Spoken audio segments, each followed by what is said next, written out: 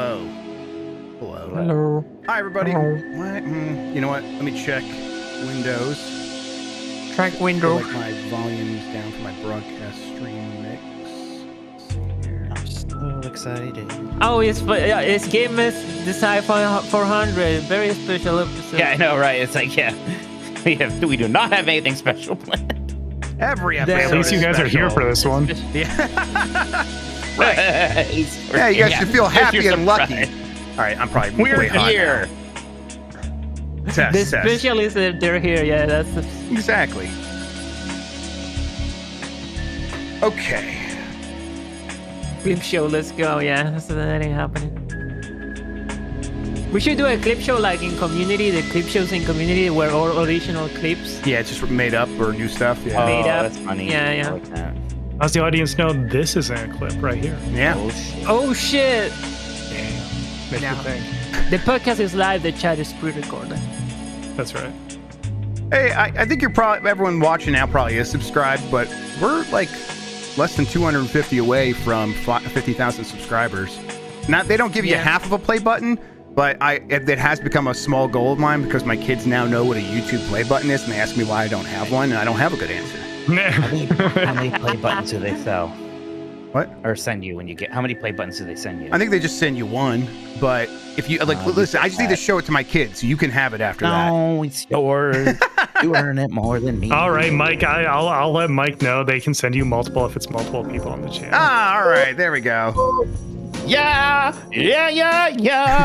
Well, we're 50,000 away from that, Dad. so it's gonna. Although we did 6,000 in the last month, so maybe It only took like 12 years to get the first 50. exactly. The second- All right. It'll be easy. I think I need to Except test the music, and then we'll acceleration. be good. It's gonna take 5 years for the next. Where'd the first 40 come from? That Google duplex video? No, the Yeah. first 40 just came from the Xbox One launch, I'm sorry, the Xbox Series you X leak it? launch. No, there was like the videos were doing pretty well around that time. I've just been on YouTube for forever, right? So Yeah. I just kind of got to like 24,000 just from being on here naturally and doing a few videos here or there. Yeah. Chat. I hope you're excited for merch, because I am. I'm just working on merch? stuff. Oh, wait till you I love see. merch. Wait till you see the Mitch on Mars tote bag, everybody. Oh shit! Tote bag. Oh my god. Mhm. Gonna Forget make about all that my- Aldi bag. You're gonna shop with Mitch.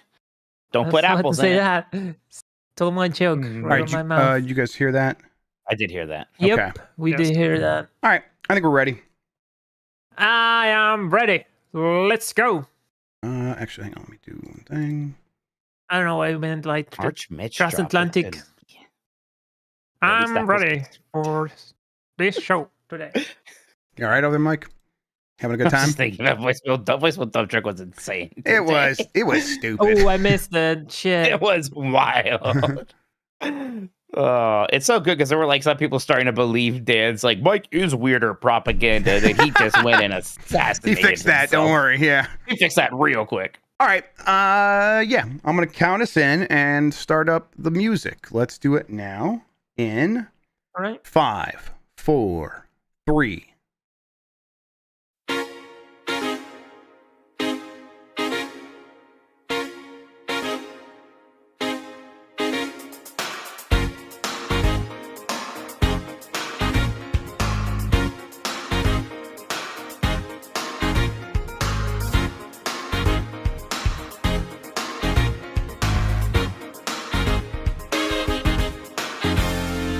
It's the internet. You're busy. Let's do this.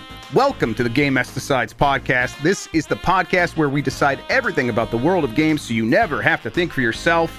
With me is, or I'm a host, Jeff Mike, Grubb, and no. with me is, I messed up. No. I haven't messed up that intro forever. All right, with me is, Mike Minotti. thank you very much. Mike, how you doing? Great, it's episode 400, Jeff. You can believe that. I can't actually. 400? Really? We've done 400 of these? How many podcasts have gotten to 400 episodes? Like, I bet it's like hundreds and not 1%, thousands, 2%. right? Like, yeah. 2% seems high. Yeah, you're right. It's 2% probably, of all podcasts. You're right. You're right. It's like 1% at most. Honestly, it's probably a lot less than that even. Hey, congratulations then. We've, Yeah. we did this from the beginning. It's not like I replaced someone else with you. No, we were here the whole time This used to be Games Beat Decides when we worked at Games Beat together. And then when I left, we made it Game Mess Decides because they never actually did anything for this podcast. So I'm like, this is mine. And I just took it with you. Yeah, I just took it with me. And you like dared them to say something. Yeah, I mean, I paid for this myself the entire time, all the hosting, everything. I never like refunded anything through work. So I'm like, that's not going to happen. But I'm glad we're still doing this show. I've always really enjoyed it. We don't have anything special planned. No, not even close. I didn't know for it until today when I made the thumbnail. We've been incredibly busy. SGF coming up. We own a website now. I'm learning how to sell merchandise, which is you've taken to it. The one time my mother has ever understood or been impressed with what I do. What, did you like show her the store listing or something? No, I just explained to her like, yeah, I had to learn like how to like, get our like online store ready to sell t-shirts.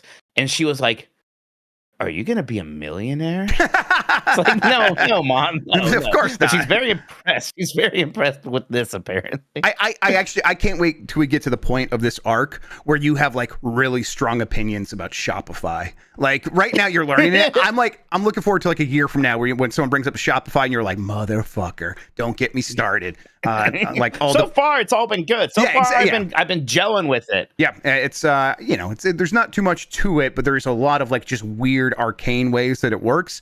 You just got to poke around, and you've been doing that, so it's been exciting. I'm glad like as soon as we got those lessons, it's like, all right, now we could do it, and people should be able to look in the store over there pretty soon and see some cool stuff. I honestly am hoping by Monday, so no promises to everybody, but I've got 4 items kind of ready to go that I think look cool. Maybe this week I could figure out another one, maybe a hat, because right now it's like 3 shirts and something else. And there's those handful of items. We need to actually do some research on this, but I would like to figure this out for SGF week and GB at night. But there's some older items that were like, we could just liquidate these pretty quickly and maybe put them on sale even. So yeah, some fun stuff happening over there. As far as Game Mess goes, thank you everybody for supporting us. In today's episode, we're going to do EA cancels Black Panther. What the hell is going on with Mind's Eye? I'm curious to hear if you even care about that, Mike. Is the Persona 4 remake real? And then we're going to do... That's what I care about. Yes. And then I need to hear you actually give all the details on the latest developments there. And then we're going to do the Mount Rushmore of loud gaming dudes. I'm like trying to find the right framework there. We'll define it all, but just think your Cliff Lesinskis and your Dennis Dyax and those guys. But first, I want to thank everybody for joining us. You can give us a good rating wherever you are listening and hit that like button on YouTube. It helps people find the show. If you want to ask a question, you could drop a super chat during the program. We'll get to all of those before the end of the show. You could do that here on YouTube. Thanks to Carlos Ayin, who is Insane in the Rain Music on YouTube for the use of our theme songs. Thanks to 1UP vs. CPU for our artwork. You can find more at 1UpVersusCPU.com. We are on Spotify, Apple Podcasts, and wherever pods are caught. Thank you to the mods. Thank you to Christian for producing. And you can get more from Mike and me and support us by going to patreon.com/GameMess. That's patreon.com/GameMess. That gets you access to our Discord server, participation in Q&A sessions, and our game club discussions, early access to new episodes of shows like Columbros, and of course, all of our shows ad-free. I'm going to have to do a Q&A this weekend, everybody, because we're going to be traveling, and then I just don't want to go too much longer without doing another one. So Q&A this weekend, I will put that scheduled into the Discord here pretty soon, and we'll just kind of pick a time and go for it. Friendly reminder, you can also become a supporter by becoming a YouTube member. There's the membership, I think it's like called Join right here on YouTube. A lot of people have done that. Click that. You get a lot of the same benefits. I think you get all the same benefits. And then if you become a Twitch subscriber to any of our channels, our personal channels, Tokoto, Jeff Grubb, Christian_RARG, then you also get all the same benefits. Just join the Discord to make sure you're not missing out on any of that. All right. Big topics of the week. Are you ready, Mike Minotti? Yeah. EA canceled that Black Panther game. Was this on your radar? Maybe it's the smidge because it's like, boy, part of it has gotten a little bit kind of clumped together because there were a bunch of superhero games that were kind of announced at once. And it was like, I guess at some point we're going to hear about some of those, who was making Wonder Woman and who was making Iron Man and who was doing Black Panther. And then there's another Black Panther game. And meanwhile, it's like not even just superhero, but just these kind of big licensed games in general. Like we saw Ubisoft kind of went in hard with that, right? Like we have a big Avatar game and a big Star Wars game.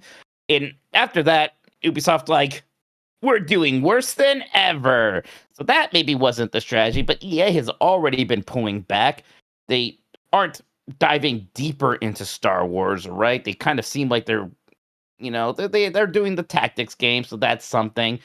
But you kind of get the sense there that once they do that, and once they may do this third Jedi game, I don't know, maybe they're done. They don't seem super excited about the possibility of doing a Battlefront 3, even though I think I would like that. But it is, I don't know, it's pretty shocking still.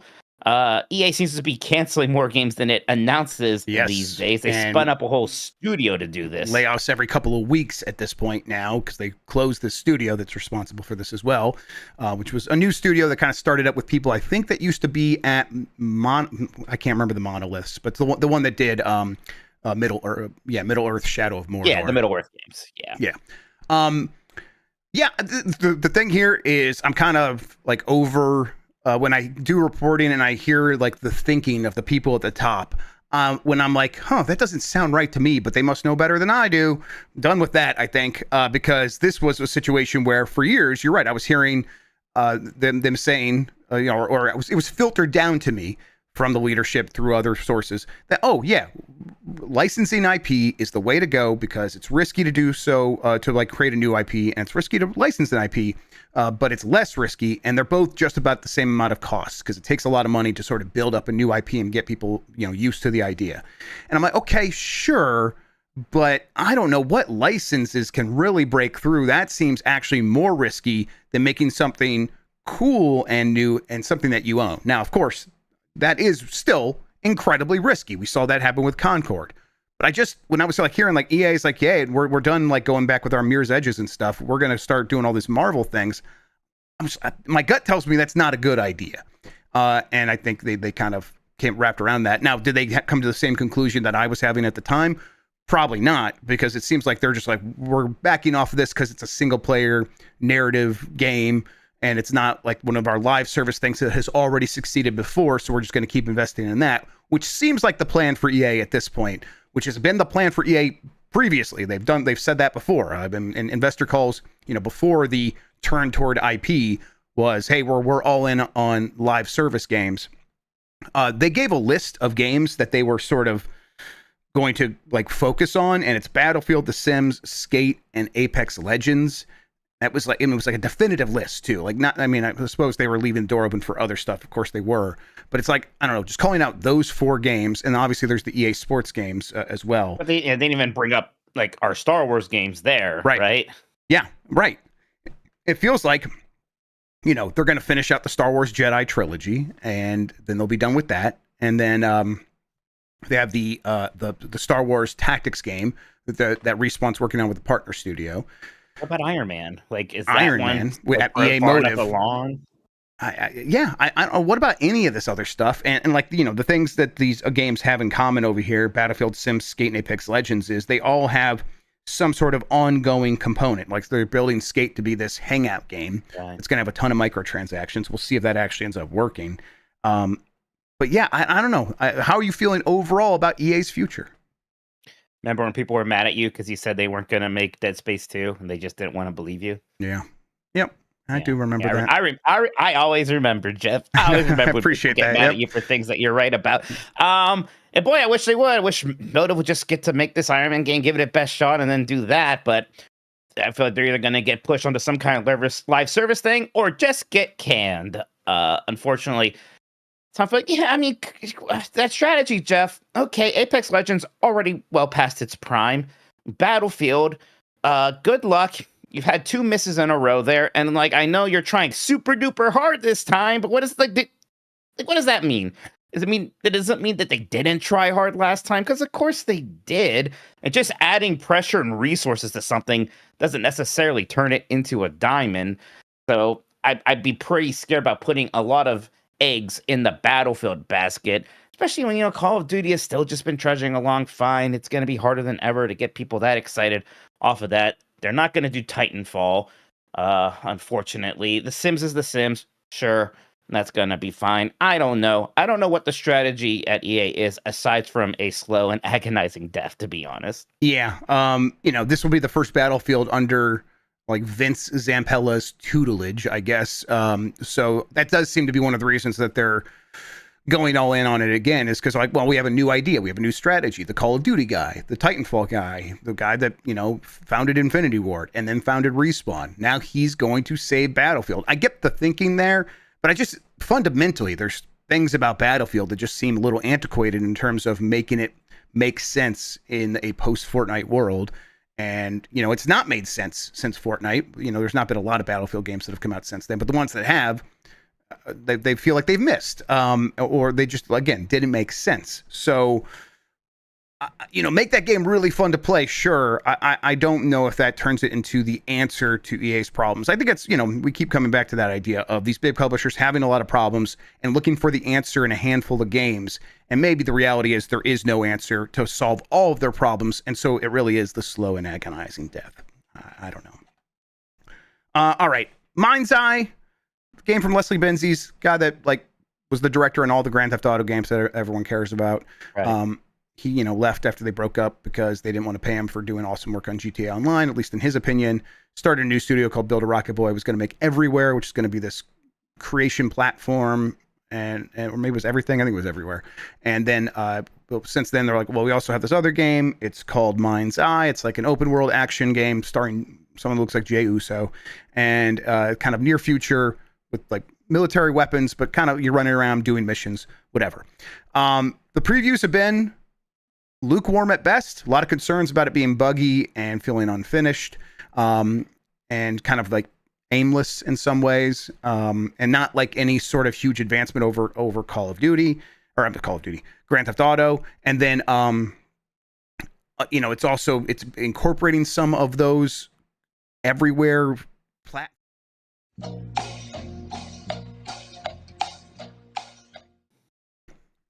All right, so we had a little bit of a technical issue. Let's get back into it, everybody. Leslie Benzies game, Mind's Eye, is out in 2 weeks. There is some other stuff where people are reporting that's a terrible place to work, and there's some Glassdoor ratings saying that the leadership is toxic and unethical. The co-CEO was in Discord talking about how the previews that were not super positive were paid propaganda by you-know-who. He didn't freaking go. He didn't say Rockstar Take-Two, but he's like, you could probably figure it out if you think about it. I bet they're real concerned over there. Yeah, right. At Rockstar. Right. And then, listen, I wouldn't put it past some people to be petty, but the idea that like all of these previews are bought and paid for is insane. It's just an insane thing to think. But it sounds like maybe this place is run by people who are insane. So, Mind's Eye's always given me like, this thing just looks like it can't possibly be the game that they want it to be, because they want it to be a Grand Theft Auto equivalent. And for as much as like they're bringing a ton of talent and a lot of money, it actually takes a lot more than that to make one of these games. So my expectation was always like, maybe at best it's like an interesting and kind of fun experiment that does feel janky and unfinished. Now I'm getting the sense that it's like, I think someone said in chat, what was that kind of scam Steam game that was about zombies, the end of the world or whatever? I vaguely remember that. I don't remember the name. Right. Was it Left Behind or something like that? Day before? Like, Left Alone. It was like a Last of Us sort of ripoff. Either way, it feels like that, but with a bigger budget. Yes, it was Left Behind. Oh no, the day before. That's what it is. Thank you, Christian. I think this is going to be a monumental flop. I think it's going to be a huge sort of misstep. I don't know. What do you think? I mean, I remember this game got announced. Gosh, was it an SGF itself or something similar? Yeah, it got announced. Yeah, I think so. And, at the time everyone took notice just because, like, wow, it's that guy who did GTA Online. That's why GTA 5 was actually a success. I had no idea this was supposed to come out soon because there has been not much buzz. I mean, people were... GTA 6 announced a delay, and that seemed to only make more buzz for it, right? Like, even though we are a year away from that game, I don't think something that's supposed to be kind of like it can escape that black hole, especially when it's just apparently not doing anything to really get noticed or stand out. It's not going to go doing well in previews. And then the whole trying to say that it's a psyop or something, right? You're being sabotaged. That's never a great look. That just makes you look kind of like pathetic losers. That's not going to help. And especially if that's the first place your brain goes, it makes me think that probably is a shitty place to work. I bet there's like suspicions from leadership about the way the press is treating you. I bet internally when they're the ones cutting your paycheck, it's even worse. Yeah. So it's not exactly instilling a lot of confidence. Yep. I will be curious to see what happens with this thing when it launches. Although, Switch 2 will be out by then. I wonder if this thing actually doesn't even make many waves at all. And if it does make waves, I think it'll be because it turns into a train wreck and becomes like YouTube fodder or something like that. Or, embarrassing GIFs on social media, something like that. Lolcow as a game. Yep. All right. Mike, talk about Persona. What's going on with Persona 4? It's been weird, man. Because the Persona 4 remake has not been announced. We all think it's happening, and I think a lot of us think it's happening sooner than before because there's like websites registered Persona and whatnot. 4 or Persona4re.co.jp or something like that. Yeah. Yeah. So it's like, maybe they're doing this even before 6. I guess that makes sense. They remade Persona 3. That was also a PS2 game. Now Persona 4 had Golden, which was on Vita, and it had a lot of nice new features and some aesthetic upgrades, but still not that different from looking like a PS2 game. So still plenty of reasons to remake it, add some nice quality of life stuff, get rid of the homophobia, the transphobia, and the fat phobia. There's all sorts of phobias, right? Mm-hmm. And recast recast the voices. It's what they did with Persona 3 Reload, and there were some people initially who were a little weirded out by that, and then when they played it, everyone's like, these new people are great. There's a few people like, I miss this person doing this voice, or that person is what. Generally, it was good. So it's not a surprise that they would recast it doing it, but Yuri Lowenthal, that's the name, correct? Yep, Spider-Man, yep. He was the voice of Yosuke in the original game. It's kind of like, one of the first party members you get. He's like the main character's best friend. And again, this game's also been announced just on like Twitter, like, well, they're not bringing me back, even though I begged to be Yosuke in the Persona 4 remake. Everyone's like, one, we figured they wouldn't because they didn't for anybody in Persona 3. And two, it's weird that you're saying that. This game's not announced. And everybody had like a whole day to say how weird it was. And then the voice actress for Chie, another character in the game, was like, I'm not coming back either. And I'm like, what's going on here? This is really weird. I don't think you should be doing this. And again, I don't blame them for being bummed out or disappointed about it. But one, it's either they don't know that the game's not announced, and that's true, especially Chie, because there was a whole day of everybody talking about what Yuri did. Or two, it's like they're working together to be like, we're gonna all complain about this. We're gonna get the fans strong, on our man. side. They're gonna power to the people. Right. Not realizing that, I think generally everybody's gonna be okay with the recasting because they did a good job at Persona 3, and also, Persona 4 was like 17 years ago, and those are teenagers you're voicing, and I'm fine with them recasting. Honestly, I don't blame them for being a little disappointed or upset about it. I think this weird public drumming is a little weird, but boy, I guess that Persona 4 remake is definitely happening then, huh? It certainly seems that way, yeah. And I think I do think these actors are deliberately trying to sort of sabotage that a little bit, which I mean, maybe money in chat saying like maybe it happened to Yuri. Yuri did his weird thing. And then the Chie voice actress was maybe just getting a lot of messages on social media. It's like, I guess they must have announced the new voice then. I guess I'll just, I don't know. That's probably right, honestly. Because, there was a day of people reacting to Yuri. It's very, I didn't see that. I wonder if the actress for Chie saw that. Probably not, actually. She probably isn't on her phone looking at reactions from fans all the time because that's pretty stressful. So she herself was already the second voice for Chie because they recast when they did Golden. So there's a character in this game, Kanji, who was voiced by Troy Baker in the original and in Golden. And then when the spin-off started happening, then it became Matthew Mercer all of a sudden. So, I bet some of it is like, hey, some of these people that did these voices, they're a lot more expensive now. Yeah, Matthew Mercer's going to be expensive, yeah. Right. And I don't know, I don't know if that was the reasoning back for Persona 3. But, now that they got away with it in Persona 3 and people generally liked the new voices fine, of course they were going to do that here.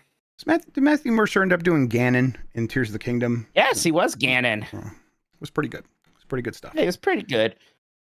It's a little weird to be like, wow, Ganondorf is saying full sentences. Yeah, for sure. I'm sorry, I'm just going to read this one now. Willie Jenkins, Super Chat says, I also found out I wouldn't be playing or voicing a character. It's like, yeah, I guess we could all do this same tweet if we wanted to. I've just found out I'm not going to be a voice in Persona 4. It's true. I guess I haven't found out. Yeah, I might have a chance still. I guess I don't even have an agent to tell me that they have not talked to me yet. So I guess I can't even say that. All right. Yeah. All that aside, you're thinking Persona 4 remake gets announced sooner rather than later? Like, what's going? Like, it feels like it's imminent. Funny to me. if this is. Wouldn't it be funny if this is like years away? Yeah. He's already kicking up this dirt. Mm-hmm.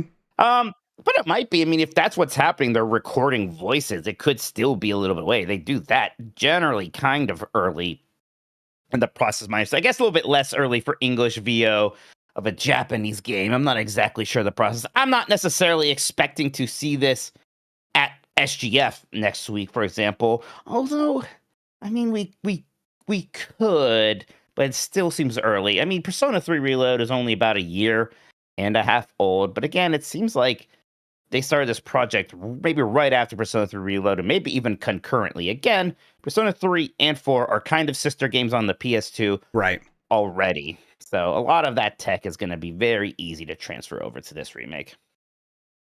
Dragon Quest 1 and 2 HD 2D remake arrives on October 30th, coming to Switch 2. Yeah, we talked about this at some point somewhere. But yeah, I'm happy to see this. I'm good, like just them giving it a date and be like, yeah, it's coming on October 30th. I wonder if a lot of these dates do feel like they're kind of breaking out now. Are a lot of companies being like, we wish we would have had like a bigger way to announce some of these things, but we were waiting for Grand Theft Auto, so let's just announce it. This is not the only game to just sort of get a weird date. I'm trying to place the other. There was another one that got an October date recently. I'll figure it out. But yeah, you're excited about this one as well, right? Very excited. I liked the Dragon Quest 3 remake a lot, but that was a game I'd actually already played before. I've never played 1 and 2. 1 especially, such an important seminal game. And they did a lot of great stuff with that 3 remake, just in terms of the aesthetics, and even like the small stuff that they did add, a little bit of extra story spice, a little bit of voice acting, not too much of it at all, which is not what you want, right? But it was appreciated. Yeah, I'm gonna have a good time playing through both of these. It's for us to like, I like getting a little closer, like, oh, I've played all the Dragon Quest, right? Because right now I've played 3, 5, 7, half of 8, and 11, so I got a ways to go. I meant to play some more of 3 and never, it's hard for me to make time for RPGs these days. Sure. If I was going to do that right now, obviously it'd be Clair Obscur. After Thousand Year Door. That's like I said, that's going to be one I'm going to finish on the Switch too, and I'm looking forward to it. But yeah, I'm glad these Dragon Quest games are getting this treatment, and I think that your general feeling about them kind of slowly getting through the rest of these is correct. And I'm glad we are getting that Switch 2 version, because Dragon Quest 3 on the Switch 1 actually wasn't running at 60 frames per second, right? So right. Not a huge deal for this genre, but I'd rather it did, so I can play it on my Switch 2 instead of having to go to Steam Deck or ROG Ally or something. The other October game I was trying to think of was Pokemon Legends ZA, which doesn't fit that thing. They probably were not waiting for Grand Theft Auto to move to announce that. They probably don't even know about Grand Theft Auto over there. Yeah, they're just going to do what they're going to do. But yeah, there's your October Switch 2 game, kind of your big holiday Switch 2 game. There might still be a November. There won't be anything bigger than Pokemon Legends. No. Yeah. It'll be like Air Riders or Hyrule Warriors. It might be something new. We'll see. Yeah. That sounds like they're going to have like a game a month, which seems to be what Nintendo likes to have. And, that a game a month does not mean a Mario every month. It means any number of things across several tiers of budget for a game. New Final Fantasy IX art. I didn't add this. What is this? So that 25th anniversary website for Final Fantasy IX just added more character art, like a new piece of art for each of the party members. even like little bios there. These kind of added this out of nowhere. And come on, Jeff. Like, why would they like slowly drip all this fancy stuff into this webpage? This has to be building up to something. Persona 4. I don't know if that happens next week. I really want to see this Final Fantasy IX remake at some point during this summer Game Fest. Square Enix has been involved with SGF quite a bit in the past. It could show up at the Xbox thing even. Whenever Sony's going to do something, it'd be there. It could be its own thing. They could just tweet it out, whatever. I want to finally see this thing. Yeah, I'm like, is Square Enix on that list of partners like that Jeff Keighley tweeted? It's got like they were the last few years, but I'm sure. Well, I guess I'm not sure they're there. There are reasons they might not want to travel. Okay, Jason Finelli says yes, they are. Thank you, Jason. Okay, appreciate it. Shout outs to you. Thank you, Jason. Yeah, this thing should just get announced at Summer Game Fest. That feels like the exact right kind of game for a Jeff Keighley Summer Game Fest live stream. It's something that he would like. It would pop that audience. It would also expose it to a lot of people who are watching because they just watch the Jeff Keighley things. I hope it's ready. And it's been so long. We've heard about it for so many years. How much longer can it possibly take? I don't even really have any other Final Fantasy 9 or Final Fantasy projects coming out soon. There's some that we know are on the horizon. Final Fantasy 7 Part 3. There's going to be another Final Fantasy 14 expansion. There's going to presumably be a Final Fantasy 17 sometime, and even that Tactics remake. But none of that is imminent. All that. There's a gap. Yeah, and there was definitely a time where we were getting a lot more, every kind of game from Square Enix or a lot of other kinds of games and a lot of Final Fantasy projects. So this does feel like a little bit of a lull awaiting something like a Final Fantasy 9. So yeah, I think there's a chance for that. I really don't know what to expect from Summer Game Fest overall, but something like that feels like it makes a lot of sense. I'm pulling for you, Mike. I hope it happens. What's that, Christian? No way this is like something like Final Fantasy 7 remake. Not even close. No one expects it to be. It'll be one game. It'll just probably have Persona 3 Reload, right? That's the style you're going for. It'll be what it is. I think that Crisis Core game, I think, is another good possibility there. Maybe that one is even like more of just updated assets. There will be more than that here because it'll have things like voice acting now and like whatnot. 7. What was the 712? The Age of what was it? Zodiac Age again. That was just that was a pretty basic remaster. It'll be a lot more than that, honestly. A lot more than that. Okay. Persona 3 Reload. That is what it will most likely resemble. All right, that does it for the headlines. We're going to take a break. We're going to come back. We're going to do super chats. And then later in the show, we're going to do the Mount Rushmore of brash and loud video game dudes. We'll get all of that here real soon, right after this. All right. Where's my phone? Okay, I'll tell you once you come back because I put the super chats on podcast stuff. So I like Wolf's suggestion. Mount Rushmore video game yappers. That's it. Yeah, that's the right one. Yeah. Thank you. That's exactly the word I was looking for. Aren't we video game jappers ourselves? Oh yeah, Jeff Grubb deserves to be on that list. Yeah. Absolutely. Yes, I think we're yappers. Yes, I think so. We're just not Mount Rushmore. I mean, I'll put myself into consideration, Sean, for sure. But I am no Dennis Dyack. But I feel like what you said, the loud gaming guys is much more apt for what we're going for. Yapper has a negative connotation. That's like also that's not like so negative. Like I'm not trying to be like these people all universally suck, but no, Yapper's good. I like it. Yeah, they do be yapping, Yes, they do. And Jason Finelli Tellerico definitely qualifies. We'll talk about it. Listen, have some respect. He was on Crips twice. And his mom's very proud of him. His mom's very proud of him. Very proud. And I was like, it's easy. I could call this one Loud Gaming Dudes because I was trying to think of any women that could be on there. It's like, I Googled it to see if anyone ever it's like maybe Jade Raymond, and no way does she even rank with some of these doofuses. So it's always dudes. Yeah, no, that's not no. There's no way. It's always a dude. Okay. Let's see here. Yeah, I got my short list here, so we'll see what Mikey brings. In the meantime, everyone be sure to get your super chats in. We're gonna get to those next. Yep. No. The old super chats are safe. I saved them all. Oh, I took thank a you. Yeah, I screenshot, appreciate stole their that. soul. Now their soul is mine. Man, Your soul is mine. I need to rewatch. I don't know. I feel like I have to Mortal rewatch Kombat? Mortal Yeah. Kombat. Yeah. I've not seen it in a It's a couple good years. movie. I love that movie. I haven't watched it in a while, It's and a just fun have that watch. craving. All right, Plex. I already have that on my Plex. That's why I should just. It's on my Plex right now, brother. That was Righty. Mike. Yeah. Oh, Flim The Plan. super chats. Yeah, I agree. It's unironically good. All right, sorry, Christian. Go ahead. Mike, the super chats from the other streams are on I podcast have it. stuff. Oh, you have it? No. All right. Yeah, I guess in the back end, I can see all of them from the last stream Okay. too. So, okay. It's just in Thank case. you. All right. I'm gonna bring it back in. All right. Oh, Mike, read that what Ali Miracle said on chat. Yeah, bring it back in. On chat.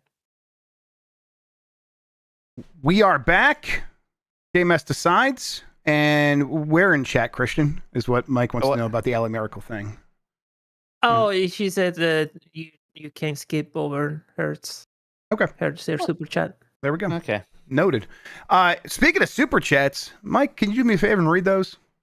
Sure thing here. Starting with Simon from Saskatchewan says, still in the hospital, but cancer surgery went well. Thanks so much for the well wishes from the community. Talk to your doctor and get cancer screened. Thank you so much, Simon. And yes, Hell yeah. good advice for everybody. No reason to wait. Hope things continue to go well for you. Thank you. Yep, I am 3 years away from prostate exams. I'm looking forward to it every day. I'll tell you what, that's the good thing about Crohn's is I've had a lot of those already. Right, yeah, you got them out of the way. And this good thing about having a friend with Crohn's, I can be like, Mike, talk me down. Just tell me it's going to be fine. Tell me this is going to be not a big deal. So I got another one in July. It's fine. There you go. Simon, I want to know, like, you could hit me in the Discord or something. What are you playing? Like, if you do you have energy to play like games or whatever? Like, I'm interested to hear like how you're trying to stick with gaming while you're recovering, and if you can't, that's cool too. But just hit me up. I'm curious. Nathan Maloney says, "Hey, Meat Man, in the reporting on EA and Marvel, there's talk of a third game. What is this? F4? Who could it be done by, and is it even real? Thanks." What F4 be? So, can you say the beginning part again? I was trying to follow. In the reporting on EA and Marvel, there's talk of a third game. Yeah. What is this? F4? That'd be Fantastic Four, Mike. That Fantastic Four. I can't remember if if I ever heard what this is or not. I feel like I did, and it didn't move me very much if I did hear about it because I didn't remember it. I'll ask about it. But yeah, there was supposed to be a third Marvel game. I just can't not think of something like that Avengers game when I think about a Fantastic Four game, right? Right. Oh yeah, for sure. Gosh, they even had Mrs. Marvel in that. Who just was like a stretchy person. So I don't know what it should just be like an Ultimate Alliance but I don't know what they would do. Yeah. I don't know. I'll look into it, but boy, I just feel like none of those games feel like they have much of a chance. We'll see. Do you think the Iron Man one does? Not at all? I think it has a little bit more of a chance just because I think they do want to keep motive around. EA Publishing, separate from EA Sports, it does feel really lost, but I don't think they're like so lost that they're going to scrap everything. So it's like, let's let motive continue to cook through this and we'll see how it does. And then that could be the bellwether of which direction we go. Do we go back towards a Dead Space for them or do we go more IP for them? I think Iron Man will kind of be the bellwether there. I sure would just like to have a game that basically had that Anthem flying, but in a good video game and a single player game. But yep, we'll I would enjoy that. Okay, some more from Simon, who says the CDI Zelda games need playing for Blight Club for history purposes, but 2 of them are so bad they're good. Since you have majority rule system now, I elect Bacalar, make good contests. Plus, it's great to see him on more streams again. Plus, he needs punishing for sneaking into old Blight Club episodes. But there's 3 of them and there's 3 of us. It just fits. I really like the drawing lots thing to see who gets which of the 3 ZDSL games. We could think of some other hell for Bacalar. Oh, yeah. Something that hurts him more. Because Bacalar doesn't care about Zelda, right? No, I don't think so. Well, I mean, he played a lot of Tears of the Kingdom and Breath of the Wild with Dib, and I know they were like taking turns, and that was very special to them. I don't know if that translates to them caring about CDI old Zelda games or whatever. Drawing straws or some sort of punishment system where one of us gets the worst one because we didn't do the right thing in some scenario. And the worst one is the Zelda's Adventure, right? So nobody wants that one. So that is the one people don't want. Because I agree, the other two do seem to have a lot of so bad they're good energy. Now that still means they're bad and they're worthy of Play Club. So. Yes, definitely.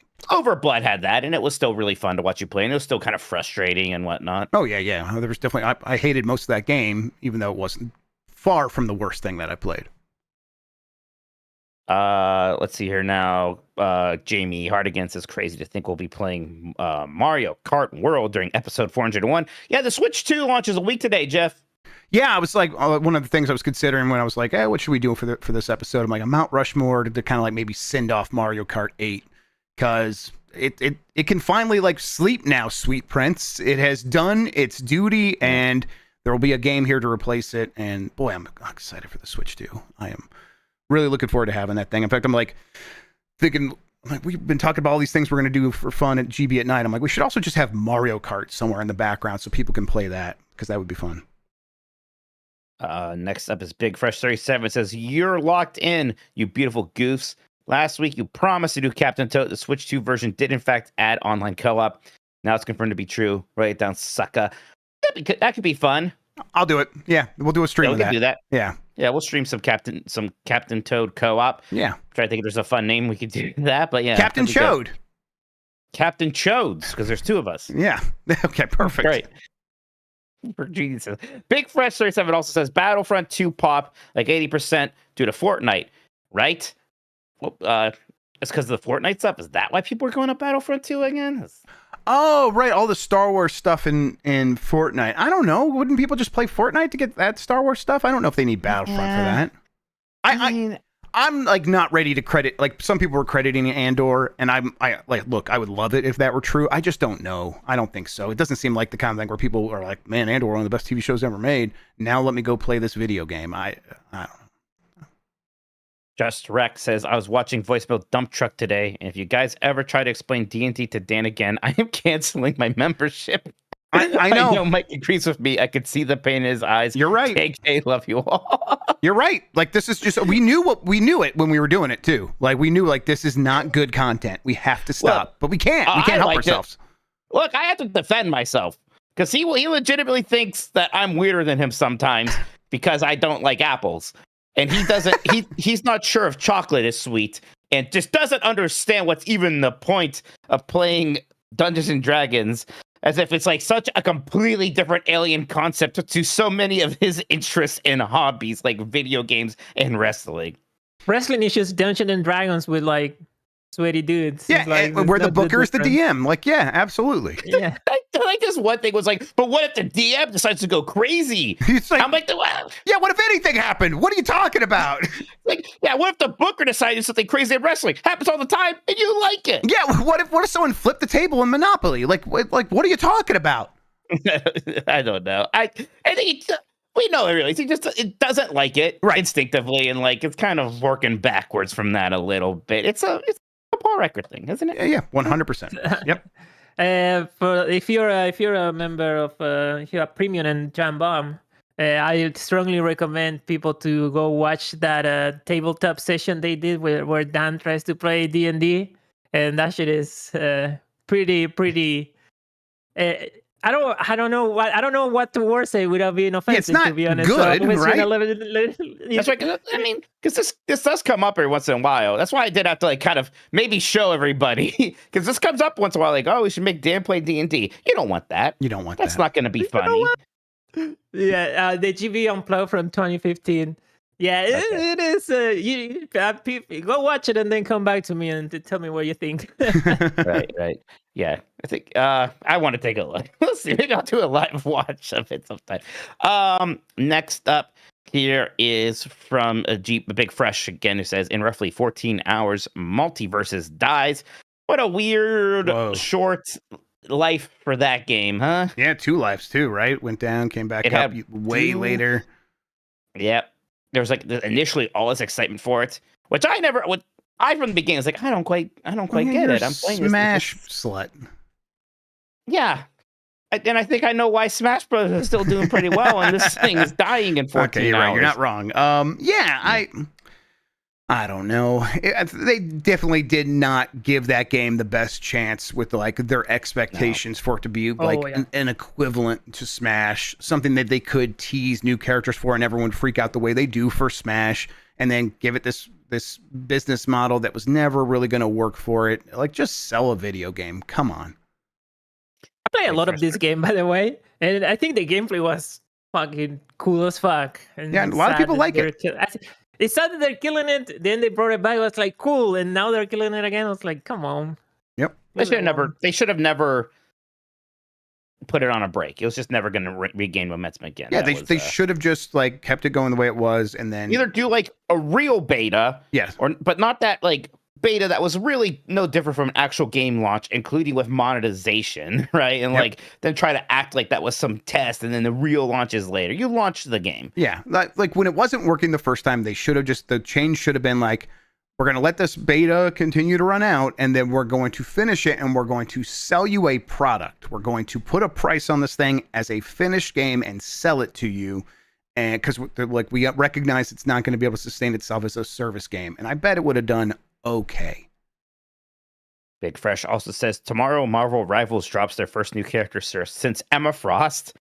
Boys, be careful. Be on your best behavior. How big is this character's size? Who is it? I don't know. I'm not allowed to know. I don't want to know. Keep those away from me. All right. They've never done right by me. Yep. Here they are. There we go. Stinky says more variations of Lightning Club like Lightning Round are great. How about one person chooses a game for the other two and race to beat it first? Loser is punished. Yeah, we don't want to go on that too often. One of the problems that like our other big idea is Blight Forever, which is just like somebody has to play a really long game. And that would almost have to be kind of concurrent with normal Blight Club, because I don't think people want normal Blight Club to go away. So while I play Quest 64 for 6 months or something, right? So yeah, at some point we'll just do another round of Blight Forever too. Yeah. We'll do Lightning Round at some point. You know, after a couple rounds going around again, and then there's always like PAXs where like we've done the one time that we did the Blight Club that was actually Blight Club because the last one turned into something else. We played a multiplayer game, but it was a party game, and there's other kinds of stuff we could do. Like there's this White Men Can't Jump game that I think is a 2v2 basketball game that's really terrible for the Atari Jaguar, and I'm like, man, I would love to play that on Blight Club, but how does that make sense? Well, for something like that, it might. So we'll do some fun stuff and offshoots at like live events like that. Yeah, PAX West is coming up upsettingly soon, actually. We're going to start thinking about that as soon as we get back from SGF, really. Really? Oh my God, I didn't know that. Okay. Yeah. Yes. Sorry. Yeah. Thank you for apologizing. You needed to do that. I'll be at this one. Good. All right. That'll help. Next up is EP88 Box says, I have a year and change to plan a Comic-Con at the zoo. I'm way down to use government funds to fly you guys to play terrible games. Well, I wanted to go down anyways. Oh my God, wait a second. You see what's happening? Whoa. When is this con? This is great. This is fantastic. The government can pay for us to go to El Paso to have a panel at a Comic-Con at the zoo where my son... Tokoto the penguin lives now. We can hang out with him, and we can get Whataburger. Okay, well, you really sold me. But the idea, never mind. I'm not going to go that way of like what you needed to do at a rainforest cafe to have a penguin son. But that's not the rainforest. It's Arctic animals. You know those Arctic rainforest animals. penguins. But they're not real. They don't count. They don't have souls. I'm excited about all this. Yeah, listen, if you want us to do a panel at your Comic-Con with playing Blight Club games, you got it. 100%. We'll do that. Yeah, we'll talk about Tokoto. EP88 Box sends me pictures every now and then of the penguin. I find it very amusing that there's a penguin named Tokoto. Oh, it's incredible. I'm very excited about this. And people said I would never have a son. The kids are calling it anointing. It says Holocaust. Very good. Gwyn the Hunter says, bad news, guys. The iconic Dark Souls 1 boss duo, Orson and Craig, aren't in Nightreign. It does have some cool Dark Souls references, though, like Artorias, the Penis Walker. Oh. I don't remember that subtitle for you. Yeah, that's good. Well, shouts out to Orson and Craig anyhow. Lex Lighty says, Game of the Year deliberations is next week already. Yeah, I'll do it. Jeff, how you feeling about Game of the Year right now? I don't know. God, probably still Blueprints for me. I feel like I've not been able to keep up with all the games I need to keep up with, and it might only get worse. Although I'm hoping there's some gaps in the year so I can like find time for Expedition 33. Yeah, I'll tell you right now, you're gonna have to play some more Expedition 33. You know what? Honestly, that's awesome to hear that because I'm right now. I need an excuse to help me pick one game to stick with, and hearing something like that, it's like. Awesome. Now I have my reasoning to justify to myself to actually sit down and play that game. So I'm going to do that. I really like that game. I don't know if since the old E3 days, I've worked more in a 48-hour period than I did today and yesterday. Mm-hmm. And I still stayed up till 3 a.m. playing Clair Obscur last night because I got to the end of Act 2 and I just couldn't stop. The game never stops cooking. I cannot believe how good it is, even with all of the hype and kind of having to catch up to the hype. It is still so freaking fantastic. I love that game. I've seen people talk about how some people are overlooking the Lumina system. Is that something that you've engaged with much at this point, or is it maybe a character you haven't got? Okay. All right. Well, when I get there, everybody does that. When I get there, I'm going to ask you for a crash course, and you can just tell me what I should be doing. It's free. Yeah. Just basically keep equipping the things, and I'll tell you which ones are good. Don't worry about it. Cool. Next up is from the Uncharted Wolf, who says, been playing through the Mafia games and loving them. Have you guys ever played these games before? Any excitement for the old country? I've always been weird with Mafia and any mob-related stuff. You know this, Jeff. Right, it's not realistic enough for you. You've seen it up close, so... Yeah. I'm not a big fan of the mob, and I get, like, the media itself isn't necessarily glorifying the mob, but so many other things is, and something about it just skees me off. Like, they're a bunch of jerks, the mob. I don't want to be these people. Yeah, I've watched enough popular entertainment that I do think it's a genre of entertainment I find very captivating. And yet the Mafia games have never really won me over, even when I've really wanted them to. I remember the first press account I ever got was for On Live, the streaming service, and they had Mafia 2 on there. I'm like, fuck yeah, I'll play Mafia 2 on this. And then I don't think I ever touched On Live again, let alone Mafia 2 after a couple of sessions. I used to get so shoot hot about On Live. Yeah, that's right. You're like, this shit's never gonna take off, and that was right. You were right. We're still talking about it today. Like, yeah, a lot better. It's wild that in 2006, people are like, it's here. It's here right now, ready to go on live. It worked surprisingly well when you think about it being like almost 20 years ago or whatever. Yeah, I'll give it that, I guess. Here we go from Alcoholicost, who says, happy 400th episode, Christian, Sean, Mike, and Jeff. You have all made the last few years very game messy. Hope the Giant Bombers among you fun SGF. Twitch 2 in a week. Well, to think about. Peepo. It is. I'm pretty excited. I see some people on being like, this is the least excited. It doesn't feel like a console's coming up, blah, blah, blah. Some people are always going to feel that way, but not me. I'm very pumped. Yep. Yeah. I'm excited about all this stuff. I'm ready to be there, ready to see people. Honestly, doing GB at night is a big thing where it's like, I just go do this thing, do this fun thing, see cool people, talk to them. And I feel like even if that's all I did, it'll be a worthwhile trip. And yet now I'm making appointments for stuff on the day where I have a little bit more time, getting ready to see a bunch of cool stuff. So yeah, I'm feeling excited. And then every night we're going to get to go back to, the Airbnb or whatever. And we're going to have our Switch 2s, and maybe I'll spend 30 minutes with that. And that'll be great.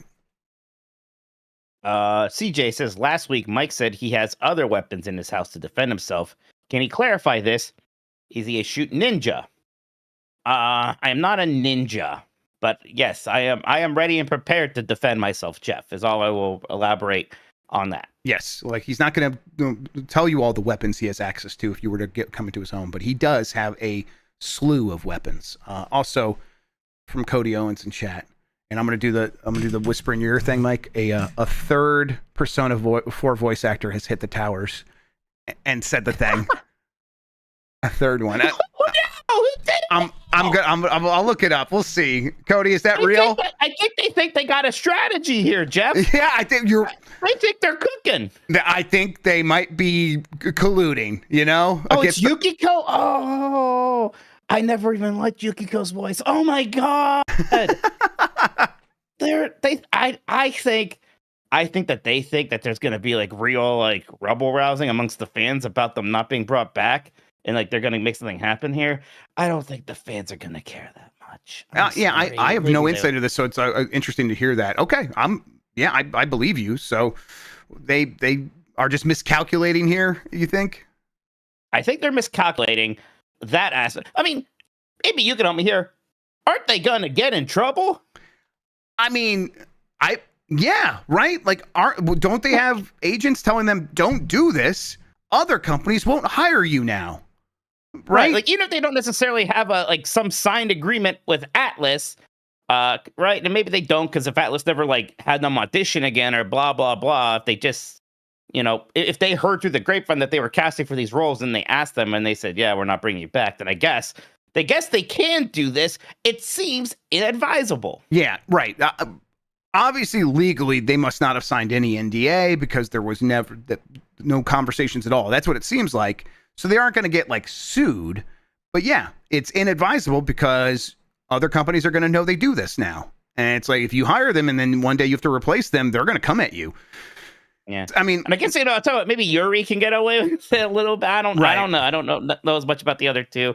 I mean, I guess the more of them that do it, the better it helps them, because it's like, well, maybe it doesn't. I don't know, because it's like that makes it more of a stink. I don't know. Maybe it's the same thing where now, like, maybe now the Yukio voice actors got just bombarded too, and it's just like, I don't know, I haven't heard anything. Yeah, right? I guess. Do we have the exact tweet here from her? I'll try to find it. Give me a second while you continue over here. Let's see. Where were we? Weapons. Here's the next one from Geo Huey Flo. Are we going to be able to get the Mickey Ears Means of Production shirt anytime soon? I need to confuse my coworkers by saying Mike is Karl Marx. We tried to do it over here. Yeah. And for some reason, the Game S stores never liked it. At first, we thought it's because of the ears, and then we got rid of the ears, and then it still rejected it. And we used Teespring, which is not a great vendor. So maybe we could try that over. Capitalist speaks, brother. Maybe we try that over at Giant Bomb. I mean, maybe. I'll be honest. Like this first wave is a little Mike heavy on shirts. We don't have to do it right now. We can do it down. Mike Minotti store. I gotta do, but like not so obvious.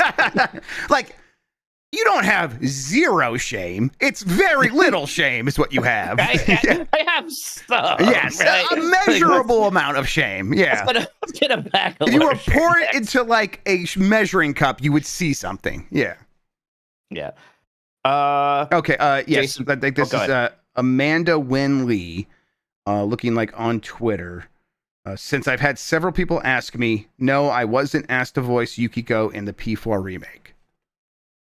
I mean, they're all kind of phrased the same way too, right? Like, yeah, I don't know if since you asked, I don't know. People ask me things I'm not allowed to say, and right. I don't say, well, I guess it's pretty good. I don't know. It's like, it's fine. Maybe it's not a big since deal, so many cops have asked me, yes, I did murder that person, but since you asked me, you can't punish me. It's like, wait, what? No, that's not what's happening here. Yeah, I don't blame for being disappointed or upset about it, but I'm just I'm not sure I don't know what they're accomplishing. Right, and to be fair, like I'm on this side of people doing the work for bosses for sure, but it's odd. It's an odd situation. That's all. Next up is from Jason Fulton. What are the odds that I can just walk into a Myers next week and buy a Switch 2 off the shelf? Yeah, you think there's going to be any just like we can go into a store and buy a Switch 2 after launch day? Not off the shelf. Anytime You'll have soon? to call around, but. If you're willing to call around a little bit, not an extraordinary amount, I think you'll have a good chance of finding one. I don't know, but I think so. Kevin's right. I'm sorry. I keep going back to this. It'd be so funny if they just literally haven't been asked because this game actually doesn't exist yet. That is the best. That would be the best outcome here. Yes, it's like if they have all And I'm sorry, everybody, but just use context to figure out what I mean here. If they have all worked themselves into a shoot, Jeff. Next up is from Gwen the Hunter. Oh shit, it's episode 400. Congrats. Ever thought you would make it this far? Hard to believe two Nintendogs lived this long. Wait, wrong show. Nintendogs is almost at episode 200. I think that's happening when we get back. So these milestones are lining up. How many episodes of the Exploding Barrel podcast? I feel like you guys, like a lot, like 700, 800 or something like that. I don't know. I think it's actually fewer than that. I bet. Let me see. I thought maybe just the 300. Okay, wow, we did 567 episodes of Exploding, but man, really, gosh, that's wild that we did that many of this. So this isn't even my longest running podcast. No, yeah. Actually. Jeez, we did that for a while. Well, we've done 800 episodes of the Bombcast. That's not we. That's the joke, Mike. That's funny. Yeah, not we. I think all put together, I've done a lot of podcasts. We've definitely podcasted quite a bit. I'm at that point because I'm actually someone who doesn't like to talk. I don't know if people could tell by the way I talk, but. So I get done doing my shows, and it's just like, I'm going to go to a place and be quiet for a very long time. That's when I'm like off hours. Next up is Baba is me. In terms of Giant Bomb ownership, what's the best thing, the worst thing, and the most unexpected thing since the big day? Also, I'm going to buy the tote bag and only fill it with apples. No. The best thing is just getting to, do what we like to do. And, the swelling of support has been nice. It is nice seeing, even more people watching the shows, people saying nice things. There's a part of me is enjoying it because I bet we're always going to have wonderful support. I don't know if we're always going to have this much support, right? It feels very nice. But I'm definitely savoring that moment. Yeah, I think the scariest thing, the worst thing has been